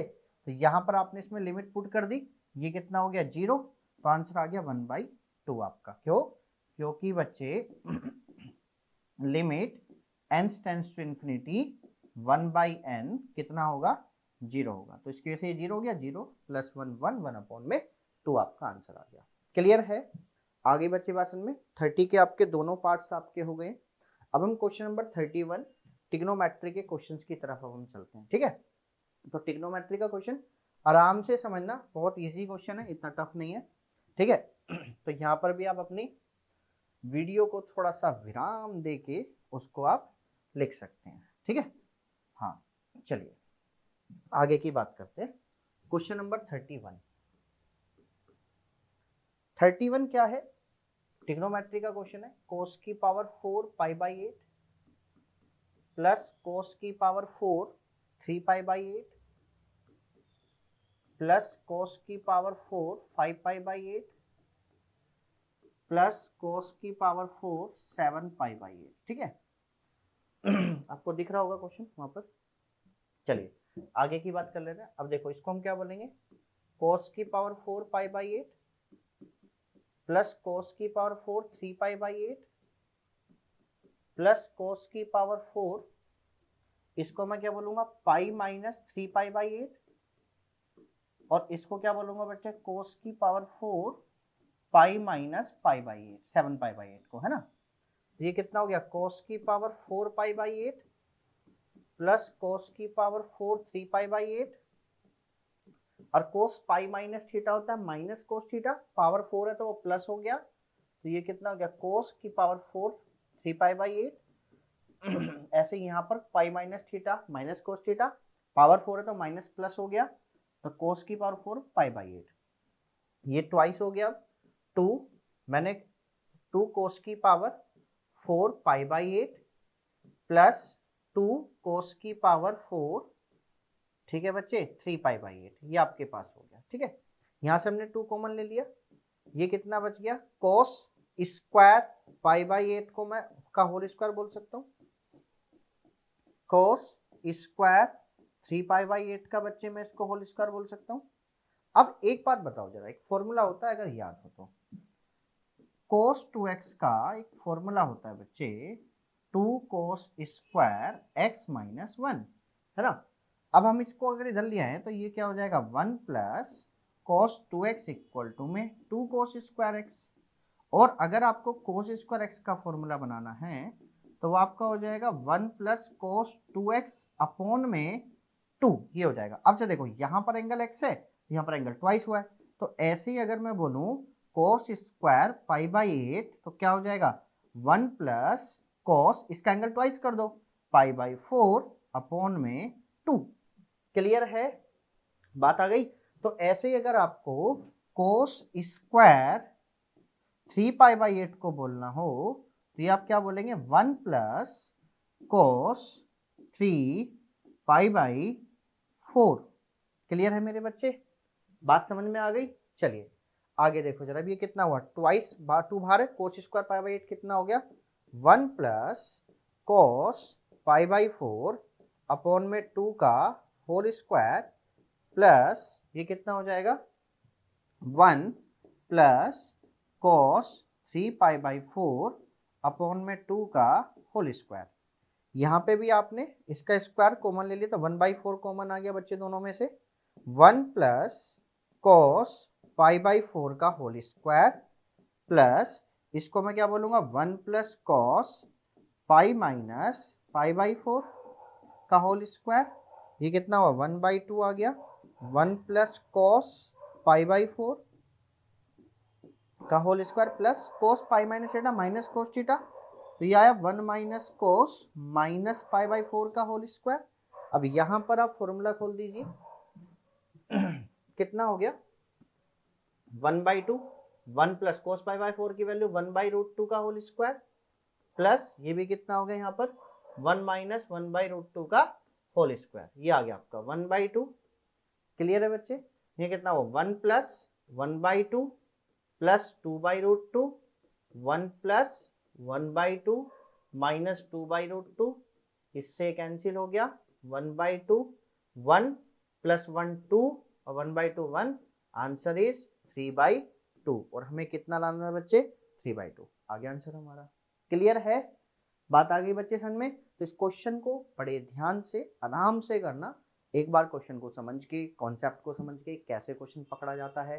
क्वेश्चन को जब हम पकड़ते हैं तो क्या करते हैं, पाई/8 7 पाई/8 देखो 1 बना रहा है, 3 पाई/4 3 पाई/8 और 5 पाई/8 1 बना रहा है, तो पाई/8 का 7 पाई/8 के साथ कॉम्बिनेशन बन जाएगा और 3 पाई/8 का 5 पाई/8 के साथ कॉम्बिनेशन बन जाएगा। क्लियर है, बात आ गई समझ में।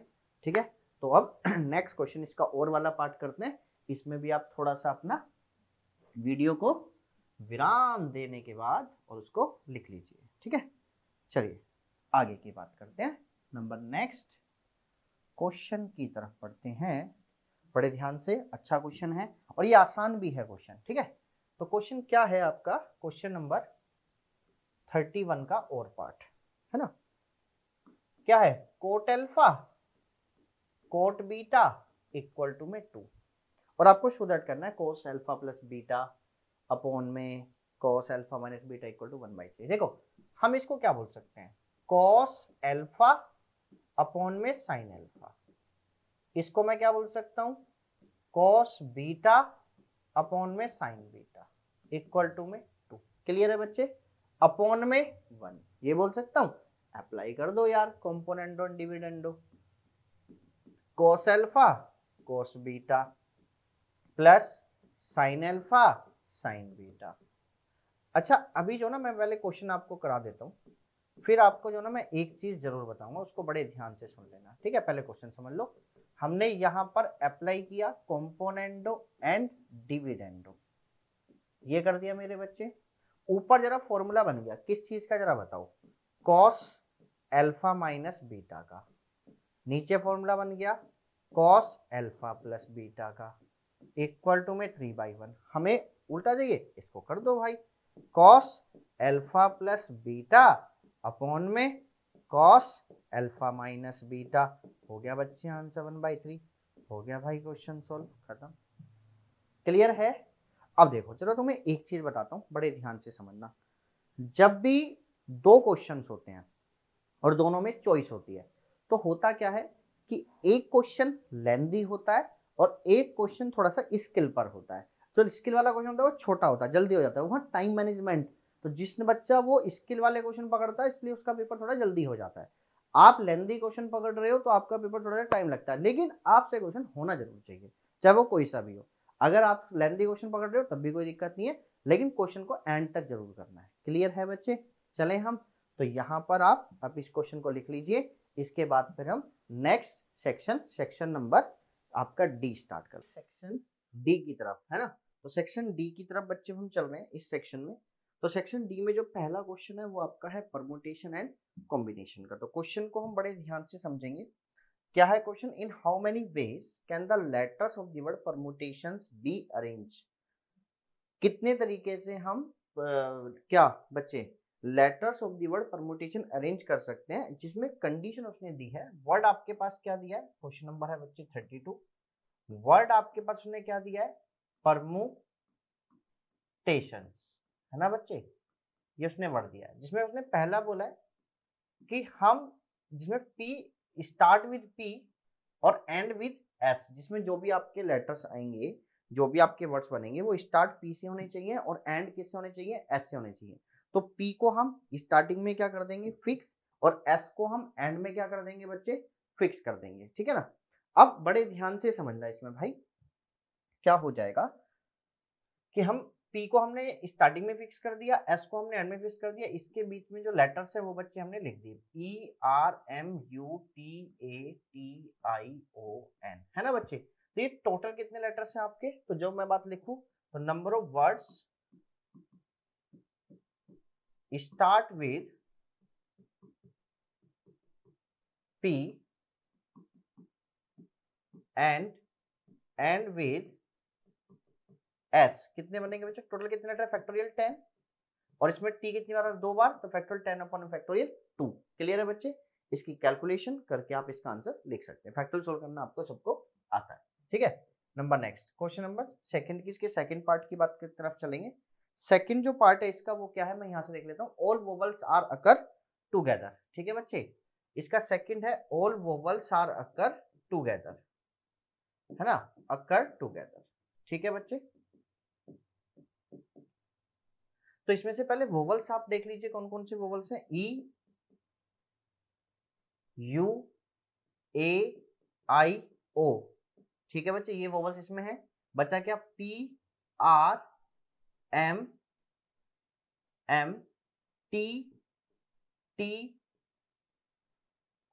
एन एस, ये बच गए बच्चे। तो ये आगे इसमें वोवल्स हमने एक साथ ले लिया, वोवल्स को हमने एक बॉक्स में डाल दिया, तो 1 2 3 4 5 6 7 8, तो कितने बनेंगे बच्चे, फैक्टोरियल 8 अपॉन में टी 2 बार आ रहा है, फैक्टोरियल 2 इंटू में इसमें अंदर इंटरनल क्या लग जाएगा, फैक्टोरियल 5। इसकी कैलकुलेशन आप कर लीजिए, आपका आंसर आ जाएगा। क्लियर है बच्चे, आगे बात समझ में, चले हम नंबर थर्ड।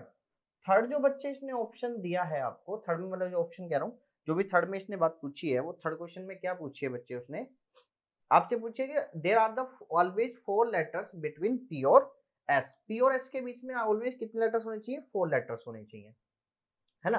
तो पी हमने यहाँ रखा, एस हमने यहाँ रखा, और एस और इसके बीच में कितने लेटर्स होने चाहिए? 4 लेटर्स। बेटा 4 लेटर्स टोटल कितने होंगे? 14। अगर आप 4 4 के पेयर बनाओगे तो टोटल बनेंगे 14, है ना। टोटल अरेंजमेंट कितना बनेगा पी और एस के बीच में? फैक्टोरियल 10 अपॉन में फैक्टोरियल 2। क्लियर है बच्चे? बात समझ में आ गई? एनसीईआरटी का क्वेश्चन है, ऑफलाइन क्लासेस में भी मैं आपको वैसे भी करा चुका हूँ, ठीक है ना। तो यहाँ से आप अपने इस क्वेश्चन का सोल्यूशन पूरा कर सकते हैं, इसको कंप्लीट कर लीजिए, अपनी कैलकुलेशन कर लीजिए और अपना आंसर मैच कर सकते हैं। क्लियर है? बात आ गई बच्चे समझ में? आगे की तरफ बढ़े, चलिए नेक्स्ट अब हम क्वेश्चन की तरफ चलेंगे। नेक्स्ट क्वेश्चन नंबर 33 का फर्स्ट पार्ट, फाइंड द सम। हमें सम फाइंड करना है ना, और किसका सम फाइंड करना है? 7 + 7 7। 33 का फर्स्ट पार्ट है बच्चे, मतलब 33 में का क्वेश्चन है, इसके और दोनों पार्ट करेंगे बच्चे हम। 7 + 7 7 + 7 7 7 प्लस डॉट डॉट डॉट, और कहां तक है बच्चे? 2n टर्म्स तक, है ना। तो ये 7 है, तो क्या करेंगे बच्चे, हमें इसका सम निकालना। तो एस एन इक्वल टू पहले बच्चे 7 + 7 7 + 7 7 7, और कहां तक बच्चे? 2n टर्म्स तक। तो क्या करेंगे बच्चे, 7 हम इसमें से कॉमन ले लेंगे, अब अंदर क्या बचेगा? 1 + 1 1 + 1 1 1 प्लस कहां तक बच्चे? n टर्म्स तक। अब हम क्या करेंगे, इसमें 9 से मल्टीप्लाई, 9 से डिवाइड, 9 + 9 9 + 9 9 9 प्लस कहां तक बच्चे? n टर्म्स तक। क्लियर है? चले अब बेटा हम 9 को क्या बोल सकते हैं? 10 - 1, 99 को 100 - 1, 999 को 1000 - 1, प्लस कहां तक बच्चे? n टर्म्स तक। क्लियर है? चले बच्चे हम आगे। अब समझो बच्चे, हम इसे क्या बोल सकते हैं? 7/9, 10 + 100 को क्या बोल सकता हूँ? 10 का स्क्वायर प्लस 10 का क्यूब, प्लस कहां तक बच्चे? n टर्म्स तक। अच्छा -1 -1 -1 n तक करेंगे तो आंसर इज -n। तो ये कितना है? 7/9। ये आपकी यहाँ पर आपकी जीपी बन रही है, सम ऑफ जीपी का फॉर्मूला लगा दो, और r जो 1 से बड़ा है तो 10 इंटू में क्या फॉर्मूला था? a इंटू में r की पावर n, r की भी कितना आ रहा है? 10 की पावर n -1 अपॉन में 10 - 1 माइनस के n। तो आपके पास आंसर क्या आ गया? 7/9, 10 इंटू में 10 की पावर n -1 अपॉन में 9 माइनस n। ये आपके पास इसका आंसर आ गया। क्लियर है? आ गई बच्चे बात समझ में? आगे की तरफ हम बढ़े, चलिए नेक्स्ट क्वेश्चन नंबर हम करते हैं 33 का। आपका ये भी एपीजीपी का क्वेश्चन है, और इसका सेकंड पार्ट बच्चे हम कर लेते हैं, ठीक है।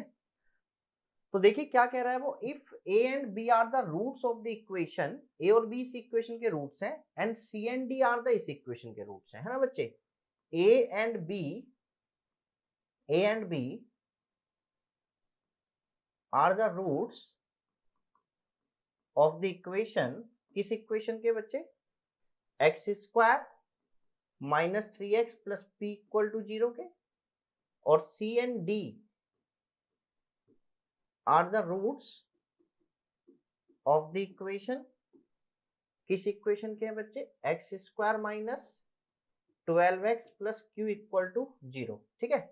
A B C D are in the GP, और A B C D are in GP में है, ठीक है। तो then prove that q + p ratio q - तो पहले हम q और p की वैल्यू निकालते हैं, और उसका फिर उनको सम और उनका सब्ट्रैक्ट कर देंगे, ठीक है। उन्होंने बोला a और b क्या है? रूट्स हैं। तो इक्वेशन है x² - 3x + p = 0, और a और b इसके रूट्स हैं, तो सम ऑफ जीरोस कितना आ गया मेरे बच्चे? 3, और प्रोडक्ट ऑफ जीरोस कितना आ गया? p। क्लियर है?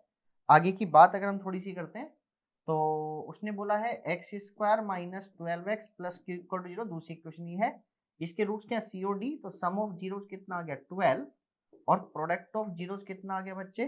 q। क्लियर है? आ गई बच्चे बात समझ में? चले हम आगे। अब थोड़ा सा आप आगे की बात करते हैं। आगे उसने क्या बोला है कि ये आपके पास हो गई इक्वेशन, उसके क्या हो गए? a और b क्या हो गए? रूट्स हो गए। ये इक्वेशन हो गई इसके सीओडी, हमने रिलेशन बना लिया। उसने आगे बोला है ABCD आर इन जीपी। तो मैंने क्या किया, इसको बोला फर्स्ट टर्म, इसको बोला सेकंड टर्म, इसको बोला थर्ड टर्म, इसको बोला फोर्थ टर्म। तो ए इक्वल टू बच्चे, ए इक्वल टू मैंने बोला ए आर के, a r. B equal to बच्चे मैंने बोला, नहीं फर्स्ट टर्म को बोल लेते हैं बच्चे यहाँ पर, सॉरी ए आर नहीं, ए बोल लो। और सेकंड टर्म को बी को बच्चे मैंने क्या बोला, ए आर। और सी को बच्चे मैंने क्या बोला, ए आर स्क्वायर।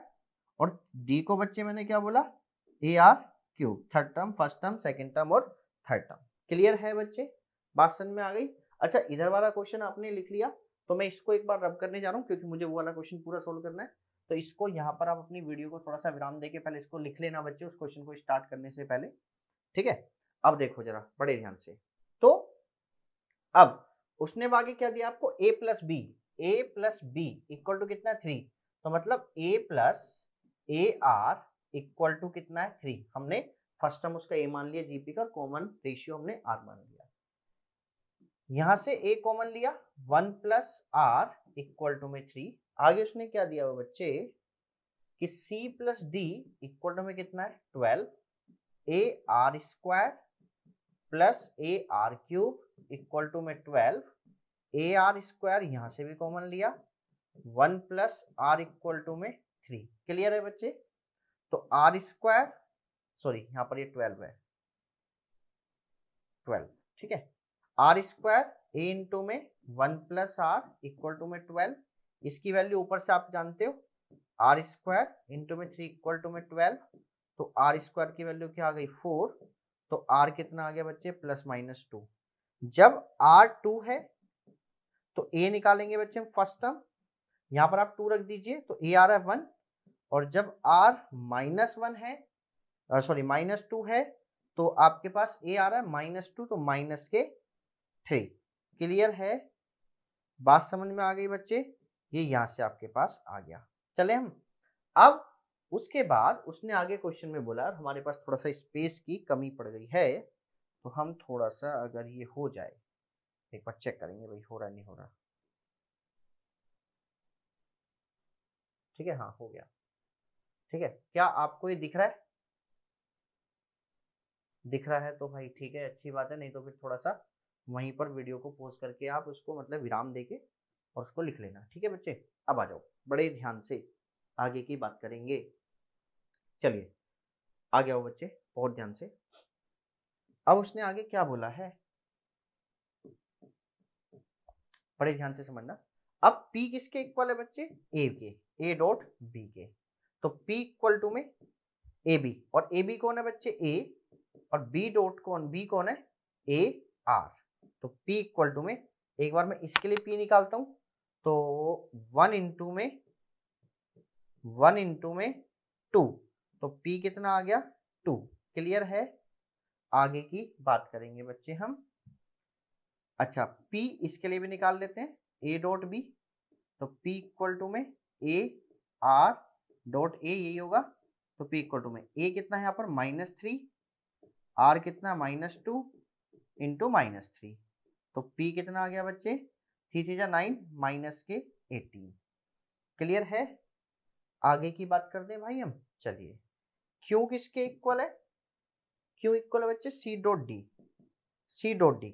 तो Q इक्वल टू में C कितना है A R square dot A R cube. ठीक है, तो A कितना है बच्चे आपके पास, A कितना है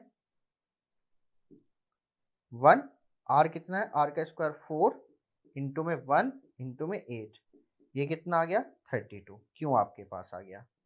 ठीक है जी, अब यहां से हम क्यों निकालते हैं, तो ये कितना आ गया -3 इंटू में 4 इंटू में -3 इंटू में यहाँ पर आपका हो गया आर स्क्वायर, और वहां पर -2 है, ये हुआ माइनस इंटू में माइनस के 8। ये आपके पास आ गया Q इक्वल टू में बच्चे -12 इंटू 24। तो ये आपके पास आ गया 4 24 और 4 28, 288 माइनस 288। क्लियर है बच्चे? अब मुझे क्या करना है, एक बार मुझे पी और क्यू ये लेना है और एक बार मुझे पी और क्यू ये लेना है, दोनों से मैं अपना आंसर निकाल दूंगा। मैं थोड़ा सा क्वेश्चन यहाँ पर सोल्व कर देता हूँ। एक बार हम क्या निकाल देंगे, P प्लस Q। क्लियर है?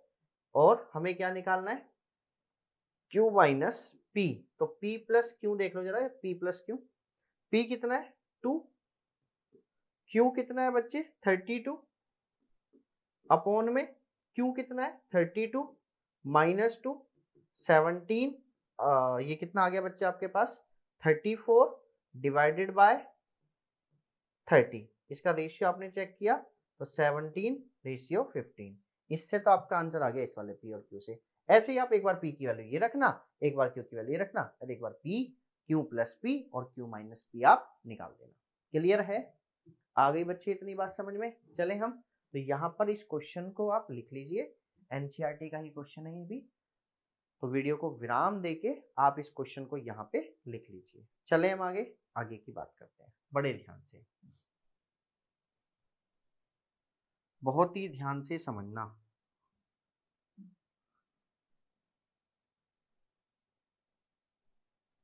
बहुत ही ध्यान से आ जाइए। Number next, question number 34। 34 में उसने क्या बोला, प्रोबेबिलिटी का आपका क्वेश्चन है, प्रोबेबिलिटी का आपका क्वेश्चन है, तो बड़े ध्यान से समझना।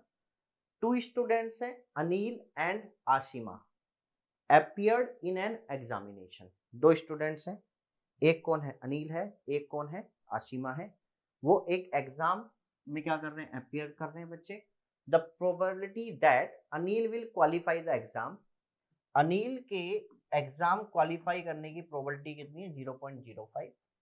आशिमा के क्वालिफाई करने की कितनी है बच्चे 0.10। दोनों के क्वालिफाई करने की प्रोबेबिलिटी कितनी है बच्चे, ए इंटरसेक्शन बी कितना है 0.02। उसने बोला number first, both Anil and Ashima, Anil and Ashima, ठीक है ना, will not qualify, will not qualify. इस बात अगर मैं इस बात को सिंपल भी लिखूं तो इस बात को हम ऐसे भी लिख सकते हैं कि मतलब ना तो किसने किया है, आशिमा ने किया है, अनिल ने किया है, और ना ही आशिमा ने किया है। तो आप लिख सकते हो यहाँ पर, एक को हमने ए मान लिया, एक को हमने बी मान लिया। अनिल की क्वालिफाई करने की ए माना है और उसको हमने क्या माना है, आशिमा की क्वालिफाई करने की प्रोबेबिलिटी को बी मान लिया है ना। तो इसको मैं लिख सकता हूँ A complement intersection B complement, दोनों ने नहीं किया। क्लियर है? अनिल ने भी नहीं किया और बी ने भी नहीं, उसने आशिमा ने भी नहीं किया, जिसको मैं बोलूंगा 1 minus P A union B का complement by using De Morgan law. और यहां से हम इसको क्या बोलेंगे, समझो पहले इसको, ये किसके इक्वल होगा, पी ए यूनियन बी के कॉम्प्लीमेंट के by using De Morgan law. ठीक है? अब मुझे अगर पी ए यूनियन बी की प्रोबेबिलिटी निकालनी है बच्चे, तो मैं क्या बोलूंगा इसे 1 minus P A union B. Clear है ना? अब पी ए यूनियन बी निकालने का फॉर्मूला क्या होता है जरा मुझे ये बताओ, P A plus P B minus P A intersection B, यही होता है ना। पी ए कितना है बच्चे आपके पास 0.05, पी बी कितना है 0.10 माइनस 0.02, ये कितना हुआ बच्चे 0.15 माइनस 0.02, तो ये कितना हुआ 0.13। अब मुझे क्या निकालना है, पी ए यूनियन बी का कॉम्प्लीमेंट, तो ये क्या हो जाएगा 1 minus P A union B, तो 1 माइनस 0.13 कितना आंसर आ गया 0.87। क्लियर है बच्चे? बात समझ में आ गई? तो ये प्रोबेबिलिटी आ गई आपकी, प्रोबेबिलिटी आ गई आपकी किसी भी अनिल और आशिमा के क्वालिफाई नहीं करने की। ठीक है? B, at least one of them will not qualify the exam, at least one of them. At least one of them का मतलब होता है हमें क्या है, प्रोबेबिलिटी निकालनी है, at least one of them not qualify the exam. ये कैसे निकालेंगे हम, 1 minus P A intersection B, मतलब 1 में से माइनस कर दो दोनों के पास करने की, तो आंसर आ जाएगा। क्या आ जाएगा? 1 माइनस 0.02, इसका मतलब कितना हुआ? 0.98।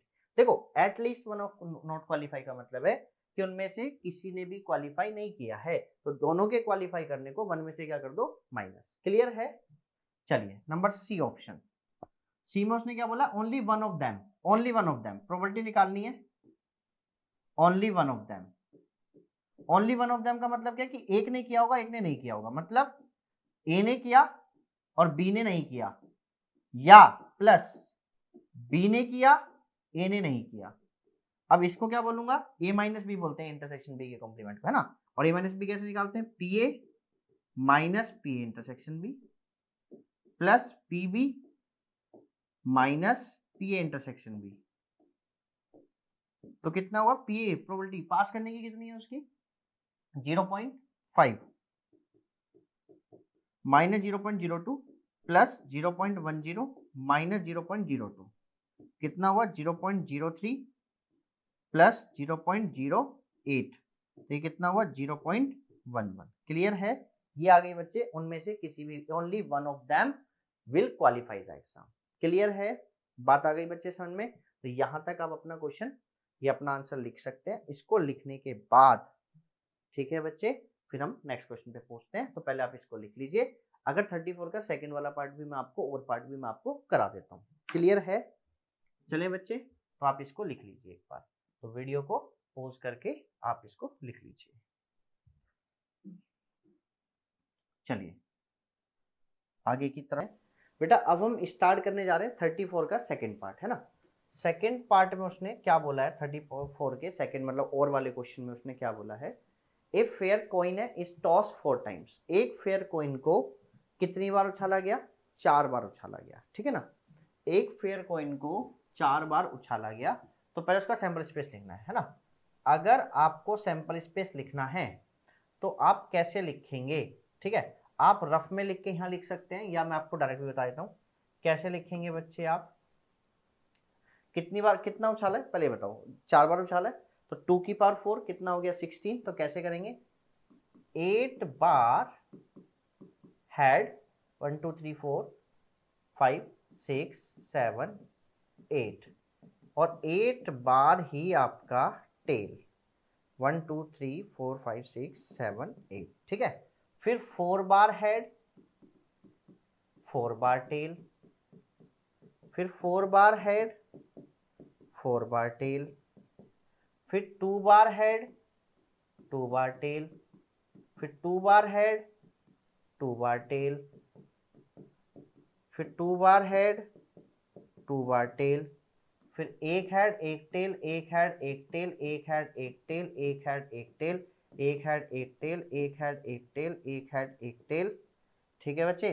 इस हिसाब से आप लिख देंगे, एक हेड एक टेल। क्लियर है? तो ये आपके हो गए टोटल 16 आउटकम्स। क्लियर है? ये आपने लिख दिया सैंपल स्पेस। चले हम आगे। अब बड़े ध्यान से समझना, अब उसने आगे क्या बोला है? If a person win ₹1 for the each head and lose ₹1.5 for each tail that turns up from the sample space, calculate the how many different amounts। Clear है?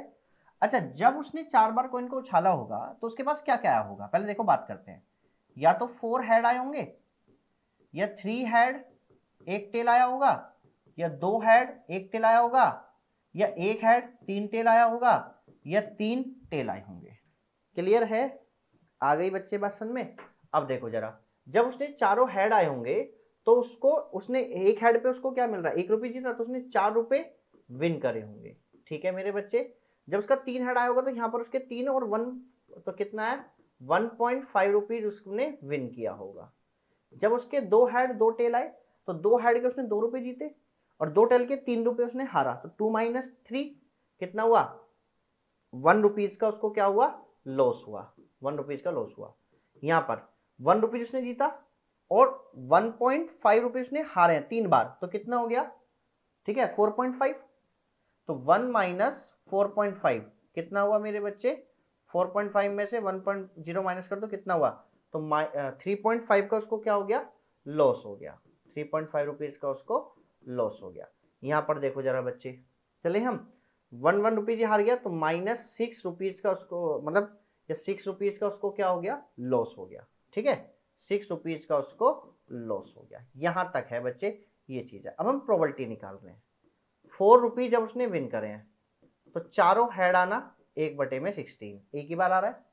पी जब उसने 1.5 रुपीज विन करे हैं तो ये देखो कितने आ रहे होंगे, 3 हेड और 1 टेल। यहां पर काउंट कर लो किसमें कितने 3 हेड और 1 टेल है। 1 2 3 4 4। ठीक है बच्चे, तो कितना हुआ 4/16। अब ऐसे ही अगर जब उसने 1 रुपए का लॉस किया है तो 2 हेड 2 टेल, एक बार बच्चे चेक कर लो कितने में आ रहे हैं। 2 हेड 2 टेल आप चेक कर सकते हो यहां पर। 1, ठीक है, 2 3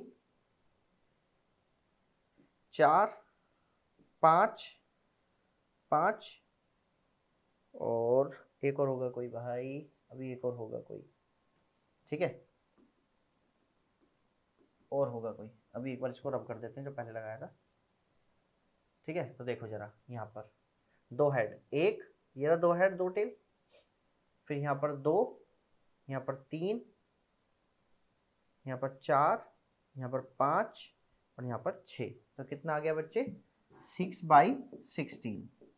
आगे जब उसने क्या किया है 3.5 रुपीज लॉस किया है, तो 3.5 रुपीज लॉस किया है तो वो भी कितने आ रहे होंगे आपके 4/16, चेक कर लेना यहाँ पर।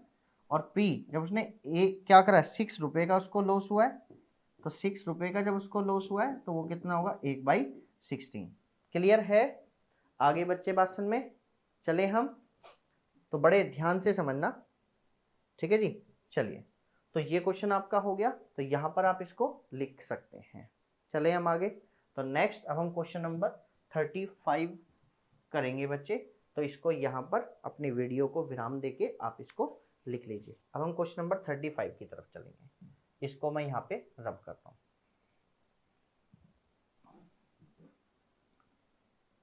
चलिए क्वेश्चन नंबर 35, बड़े ध्यान से समझना बच्चे। क्वेश्चन नंबर 35 आ जाइए। क्या बोला उसने, cos x equal to -1/3।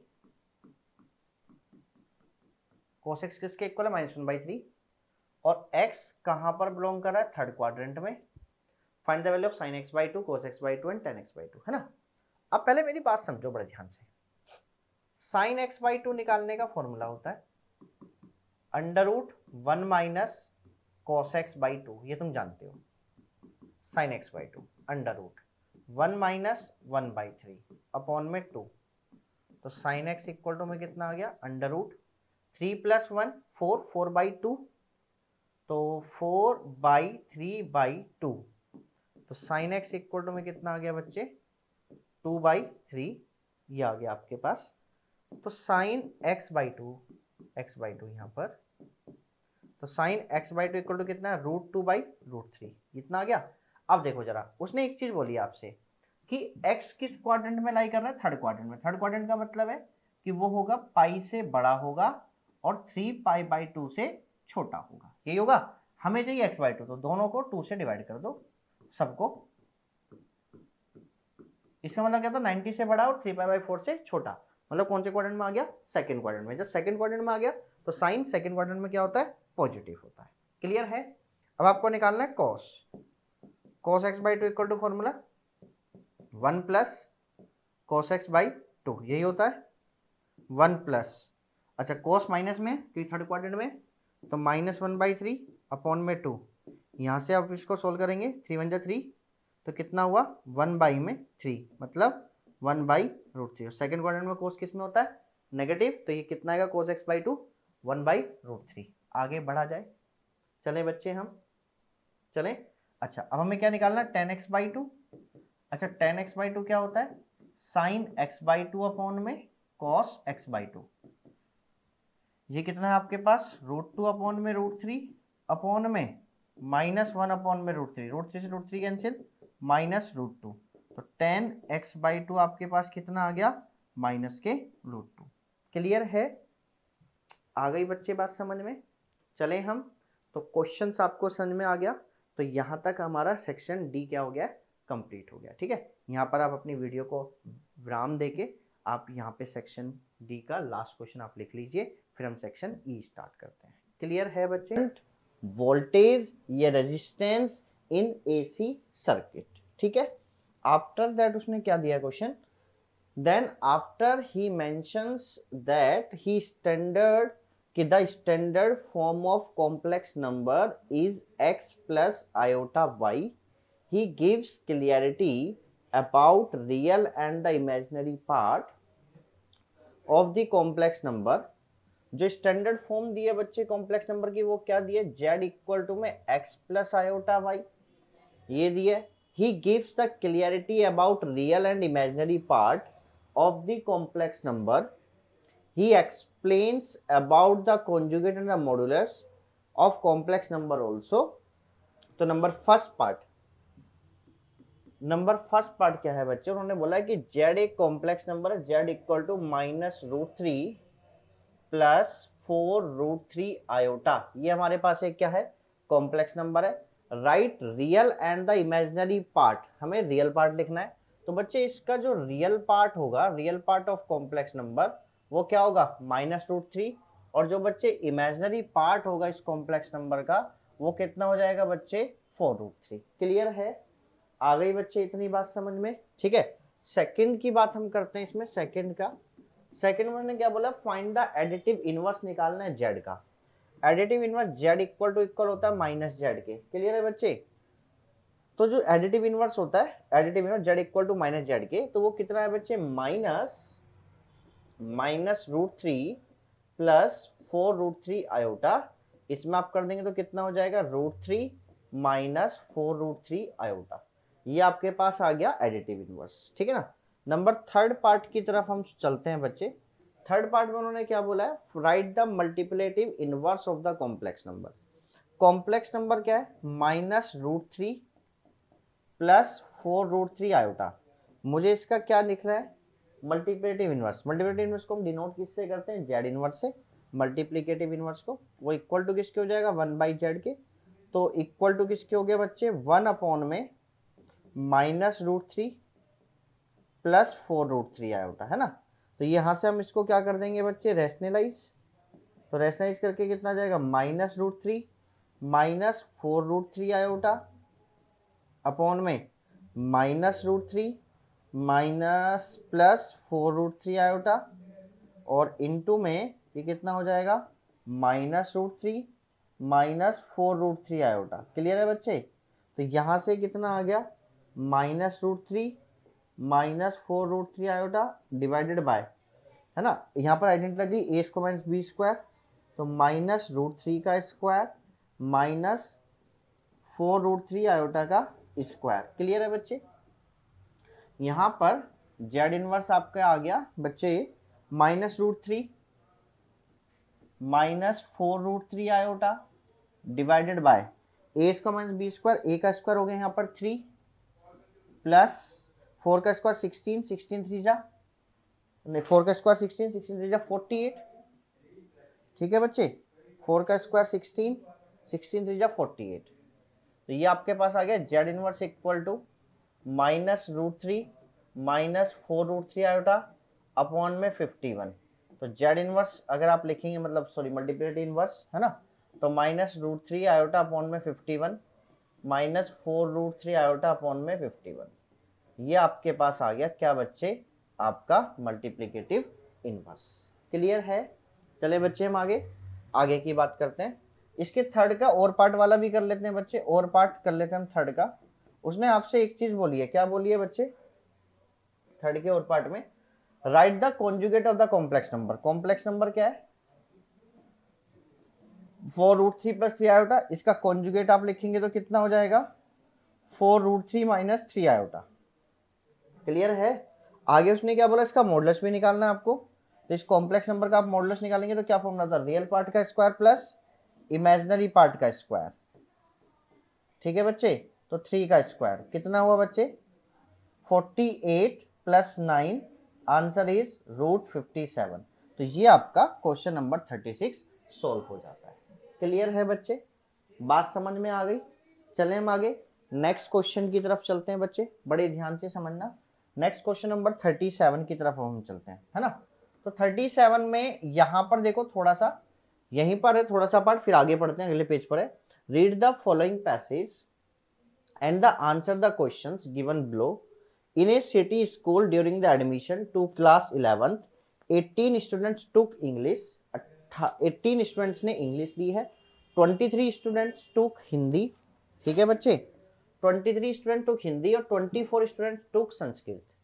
Of मैं थोड़ा सा इसको सही कर लेते हैं, यहाँ पर हम ले जाते हैं, थोड़ा सा सही हो जाएगा, ठीक है, और भी थोड़ा सा उधर कर देते हैं।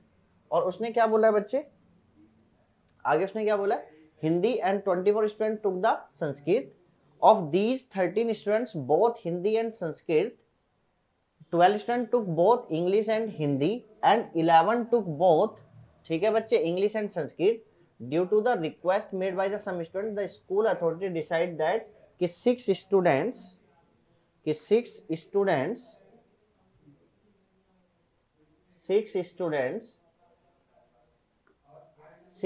स्टूडेंट्स आगे उसने क्या है, will be offered all the 3 languages, let A B and C denote the set of student who took English, Hindi and Sanskrit respectively.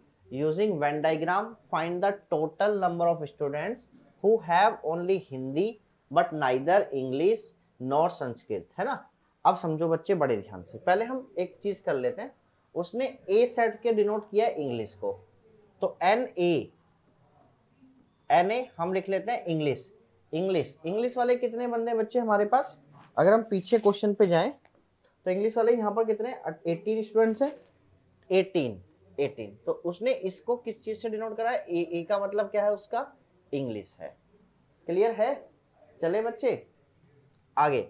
N B कितना है बच्चे हमारे पास, एन बी हमारे पास है, हिंदी को उसने डिनोट किया है, और हिंदी वाले बच्चे कितने हैं, हिंदी है 23। क्लियर है, चले जी हम थोड़ा सा, एक सेकेंड बच्चे,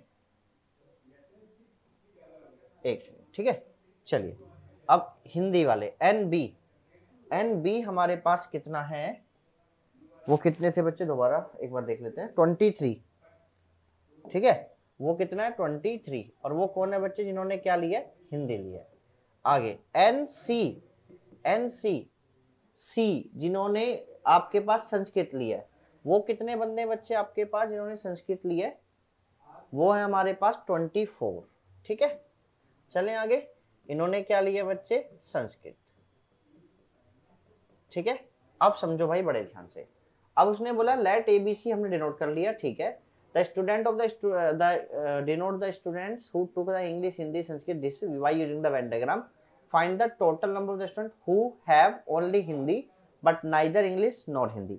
तो पहले हम इसका क्या बनाएंगे, वेन डायग्राम। जब आप इसका वेन डायग्राम बना देंगे इसके अंदर हम, तो वेन डायग्राम बना देते हैं बच्चे, पहले एक सर्कल ये रहा, ठीक है, और एक सर्कल ये रहा, और एक सर्कल ये रहा, ये हमने 3 सर्कल्स बना दिए बच्चे, और हम इन तीनों के कलर भी अलग अलग कर देते हैं, ठीक है, हम इन तीनों के कलर भी अलग अलग कर देते हैं, जिससे आपको थोड़ा सा पहचानने में आसानी रहेगी, ठीक है। चलिए इनके कलर्स हम थोड़ा सा अलग अलग कर देते हैं, चलिए ये बच्चे हमने इनके कलर्स अलग अलग कर दिए। क्लियर है, अब समझो बच्चे बड़े ध्यान से। अब उसने आगे क्या दिया है, इसको बोला बच्चे मैंने ए सेट, इसको बी, इसको सी, ये मतलब ये इंग्लिश वाले हैं, ये हिंदी वाले हैं, ये संस्कृत वाले हैं। इसको small letter a B C d e f g. Clear है, चले बच्चे अब हमें अगर हम इन सबके वाले निकालने, स्मॉल ए small B small C small D, तो हमारा पूरा क्वेश्चन सॉल्व हो जाएगा, ठीक है ना। वेन डायग्राम के क्वेश्चन में यही करना होता है, ठीक है। अब समझो बच्चे बड़े ध्यान से, पहली चीज एन ए में देखो कौन कौन आ रहा है, A plus D plus E plus F equal to कितना हो गया बच्चे 18। क्लियर है, आगे की बात करते हैं। N B, B plus D plus ई प्लस जी कितना हो गया भाई 23। क्लियर है? आ गई बच्चे बात समझ में? आगे एन सी, एन सी कितना है बच्चे सी प्लस ई प्लस एफ प्लस जी कितना हो गया बच्चे 23। ठीक है ना? अब उसने एक चीज और दी है, मैं लिख दे रहा हूं यहां पर। 13 टुक बोथ हिंदी एंड संस्कृत, है ना? हिंदी एंड संस्कृत, हिंदी वाले ये कौन है, मैं यहां पर थोड़ा थोड़ा लिख भी देता हूं। ये है इंग्लिश, ये है हिंदी, है ना? और ये कौन है संस्कृत, ये वाला ना। अब उसने क्वेश्चन में क्या दिया हुआ है कि 13 टुक बोथ हिंदी एंड संस्कृत, हिंदी और संस्कृत, हिंदी और संस्कृत ये रहा, इसमें दोनों में कौन आ गया, तो e plus g equal to कितना है 13। आगे उसने क्या दिया है बच्चे 12 took both English and Hindi, English and Hindi ये रहा, तो डी प्लस ई कितना है बच्चे आपके पास 12। 11 उसने क्या दिया है both English and Sanskrit, English and Sanskrit ये रहा, तो ई प्लस एफ कितना है बच्चे आपके पास है 11। ठीक है? और जो तीनों ले रहा है मतलब ई वाला कितना आपके पास 6। यहां पर आप ई रखोगे तो एफ की वैल्यू कितनी आ गई 5, यहां पर आप ई रखोगे तो डी कितना आ गया 6, यहां पर आप ई रखोगे तो ये कितना आ गया जी कितना आ गया बच्चे 7। क्लियर है? यहां तक क्लियर है बच्चे क्वेश्चन? चलिए आगे की बात करते हैं, बड़े ध्यान से समझना भाई। यहां पर आ गया, अब यहां पर हमने e plus F plus g रखा, c plus E plus F plus g equal to 24, तो सी प्लस ई कितना है 6, एफ कितना है 5, जी कितना है 7 इक्वल टू 24, तो सी 6 5 11, 11 और 7 18 इक्वल टू 24, तो सी कितना आ गया बच्चे आपके पास 6। ठीक है? आगे निकाल लेते हैं भाई हम यहां से। अब क्या निकाल लें b plus D plus E plus g equal to कितना है 23, तो b प्लस डी कितना है बच्चे आपके पास 6, ई भी कितना है 6, जी कितना है 7 इक्वल टू 23। क्लियर है? तो b प्लस 6 और 6 12 और 7 19 इक्वल टू 23, तो b कितना आ गया बच्चे आपके पास 4। आगे उसने क्या दिया भाई, आगे की बात कर लेते हैं। a plus D plus E plus F equal to कितना 18, तो a और d कितना है बच्चे आपके पास 6, e कितना है बच्चे आपके पास 6, f कितना है बच्चे आपके पास 5, 18, तो a कितना आ गया बच्चे आपके पास 1। क्लियर है? बात समझ में आ गई बच्चे? अब पहले क्वेश्चन का आंसर देंगे बड़े ध्यान से। अब क्वेश्चंस का आंसर देंगे, बड़े ध्यान से समझना बच्चे, सिंपल सिंपल क्वेश्चन का आंसर हो जाएगा। उन्होंने बोला student who have Hindi but neither English nor Sanskrit, मतलब ओनली हिंदी, ओनली हिंदी वाले बी हो गए, तो बी पहले वाले का आंसर आ गया 4। क्लियर है? चलें आगे। उसने सेकंड बोला find the total number of the student who took admission in class 11, तो सबको प्लस कर दो, a plus B plus C plus D plus E plus F plus G कितना आ गया बच्चे ए वाले, ए बताओ ए कितना है 1 प्लस 4 प्लस 6 प्लस डी कितना है 6 प्लस ई कितना है 6, एफ कितना है 5, जी कितना है 7, कर दो बच्चे टोटल प्लस 5 5 और 6 11, 11 और 6 17, 17 और नहीं 1 और 4 5, 5 और 6 11, 11 और 6 17, 17 और 6 23, 23 और 5 28, 28 और 7 33, तो ये आ गए टोटल बच्चे इन्होंने 11th क्लास में क्या लिया है एडमिशन लिया। ठीक है बच्चे? चलिए आगे की बात करते हैं भाई, बड़े ध्यान से। How many students took Sanskrit but not Hindi, कितने बच्चों ने संस्कृत लिया, हिंदी नहीं है उनके पास, संस्कृत है बट हिंदी नहीं है ना?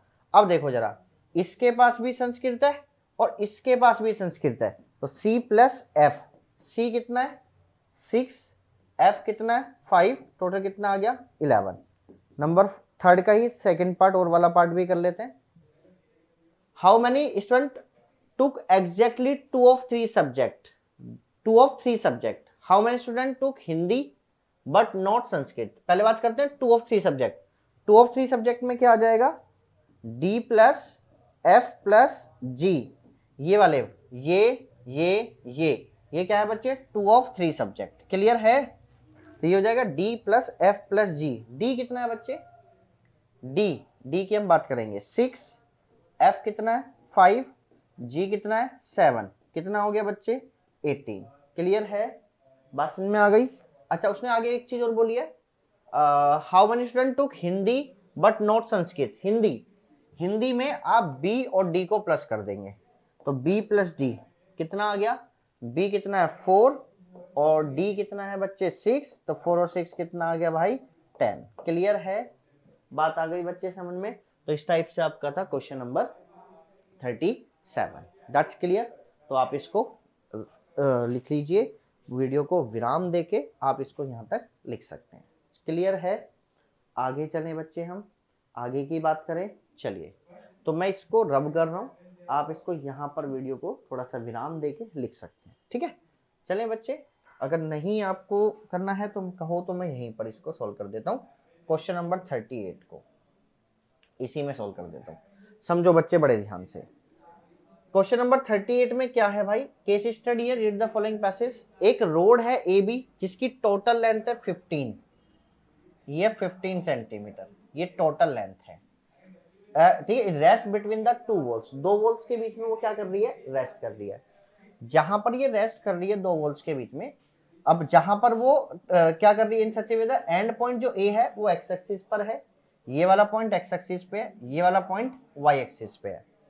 ठीक है, ऑन दिस P ये हमने एक पॉइंट ले लिया x और y, taken on the road in such a way that AP, यहां से यहां तक की डिस्टेंस कितनी है 6, तो ये कितनी बच गई बच्चे 9 ऊपर की, है ना। क्लियर है? PB हमारी कितनी बच गई 9। In such a way that AP equal to कितना 6, एंगल OAB ये थीटा, तो ये भी एंगल क्या होगा थीटा। अब उन्होंने बोला PQ परपेंडिकुलर है, ये यहाँ पर भी परपेंडिकुलर है, ये यहाँ पर भी परपेंडिकुलर है। अच्छा, इन ट्राइंगल, अब हम चलते हैं इन ट्राइंगल PBQ में, इन ट्राइंगल PBQ में बच्चे, जब आप PBQ में जाओगे और हमें कोस थीटा की वैल्यू निकालनी है, तो कोस थीटा इक्वल टू क्या होगा, बेस अपॉन में हाइपोटेनियस, तो बेस अपॉन में हाइपोटेनियस, और बेस क्या होगा मेरे बच्चे x, तो x अपॉन में 9, ये आ गया बच्चे कोस थीटा।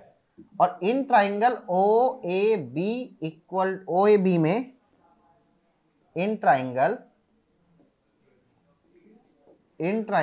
OAB में हमें उसमें किसकी वैल्यू निकालनी है, ठीक है बच्चे, साइन थीटा की हमें उसमें वैल्यू निकालनी है, साइन थीटा ये रहा। ठीक है, तो साइन थीटा इक्वल टू में क्या होगा, परपेंडिकुलर अपॉन में हाइपोटेनियस, तो साइन थीटा परपेंडिकुलर कितना उसमें y बाई 6, ये आ गया आपका पहले पार्ट का आंसर। ठीक है, अब उसने सेकंड पार्ट में क्या बोला है, determine the equation of the locus, मतलब P जो पॉइंट है उसका हमें डिटरमाइन निकालना है, the equation of the locus of the point P on the road, right the name of the curve obtain. ठीक है ना, क्लियर है मेरे बच्चे? तो समझो भाई कैसे करेंगे, हमें पॉइंट P की इक्वेशन निकालनी है, मतलब P से एक लोकस निकालना है हमें, equation of the locus of the point P निकालना है। इसकी स्क्वायरिंग बोथ साइड करी, कितना है cos square theta equal to में एक्स स्क्वायर बाई 18 है, इसका करा बच्चे मैंने sine square theta equal to में वाई स्क्वायर बाई 36, दोनों इक्वेशंस को भाई ऐड कर दिया, cos square theta plus sine square theta equal to में X square by 81 plus Y square by 36, यहाँ पर ये कितना हो गया 1, तो X square by 81 plus Y square by 36। Clear है? ये आपके पास हमारे पास क्या आ गई, पॉइंट P का क्या आ गया, लोकस आ गया। अब ये जो हमारे पास पॉइंट P का लोकस आ गया, अब ये देखो जरा किसकी फॉर्म में है, ये हमारे पास किसकी फॉर्म में है, एलिप्स की फॉर्म में, तो जो कर्व वहां पर बनेगा वो क्या बनेगा बच्चे, एलिप्स बनेगा। क्लियर है? बात आ गई बच्चे समझ में, है ना। तो भाई अब आपका इसका सैंपल पेपर का सॉल्यूशन आपका कंप्लीट हो गया है। ठीक है, आप इसको देख लीजिए अच्छे से, क्वेश्चन सारे कर लीजिए, और नेक्स्ट पेपर की, नेक्स्ट टेस्ट की आपको अच्छे से तैयारी करनी है। ठीक है बच्चे, चलिए तो all the best for your next exam. Clear बच्चे, थैंक यू।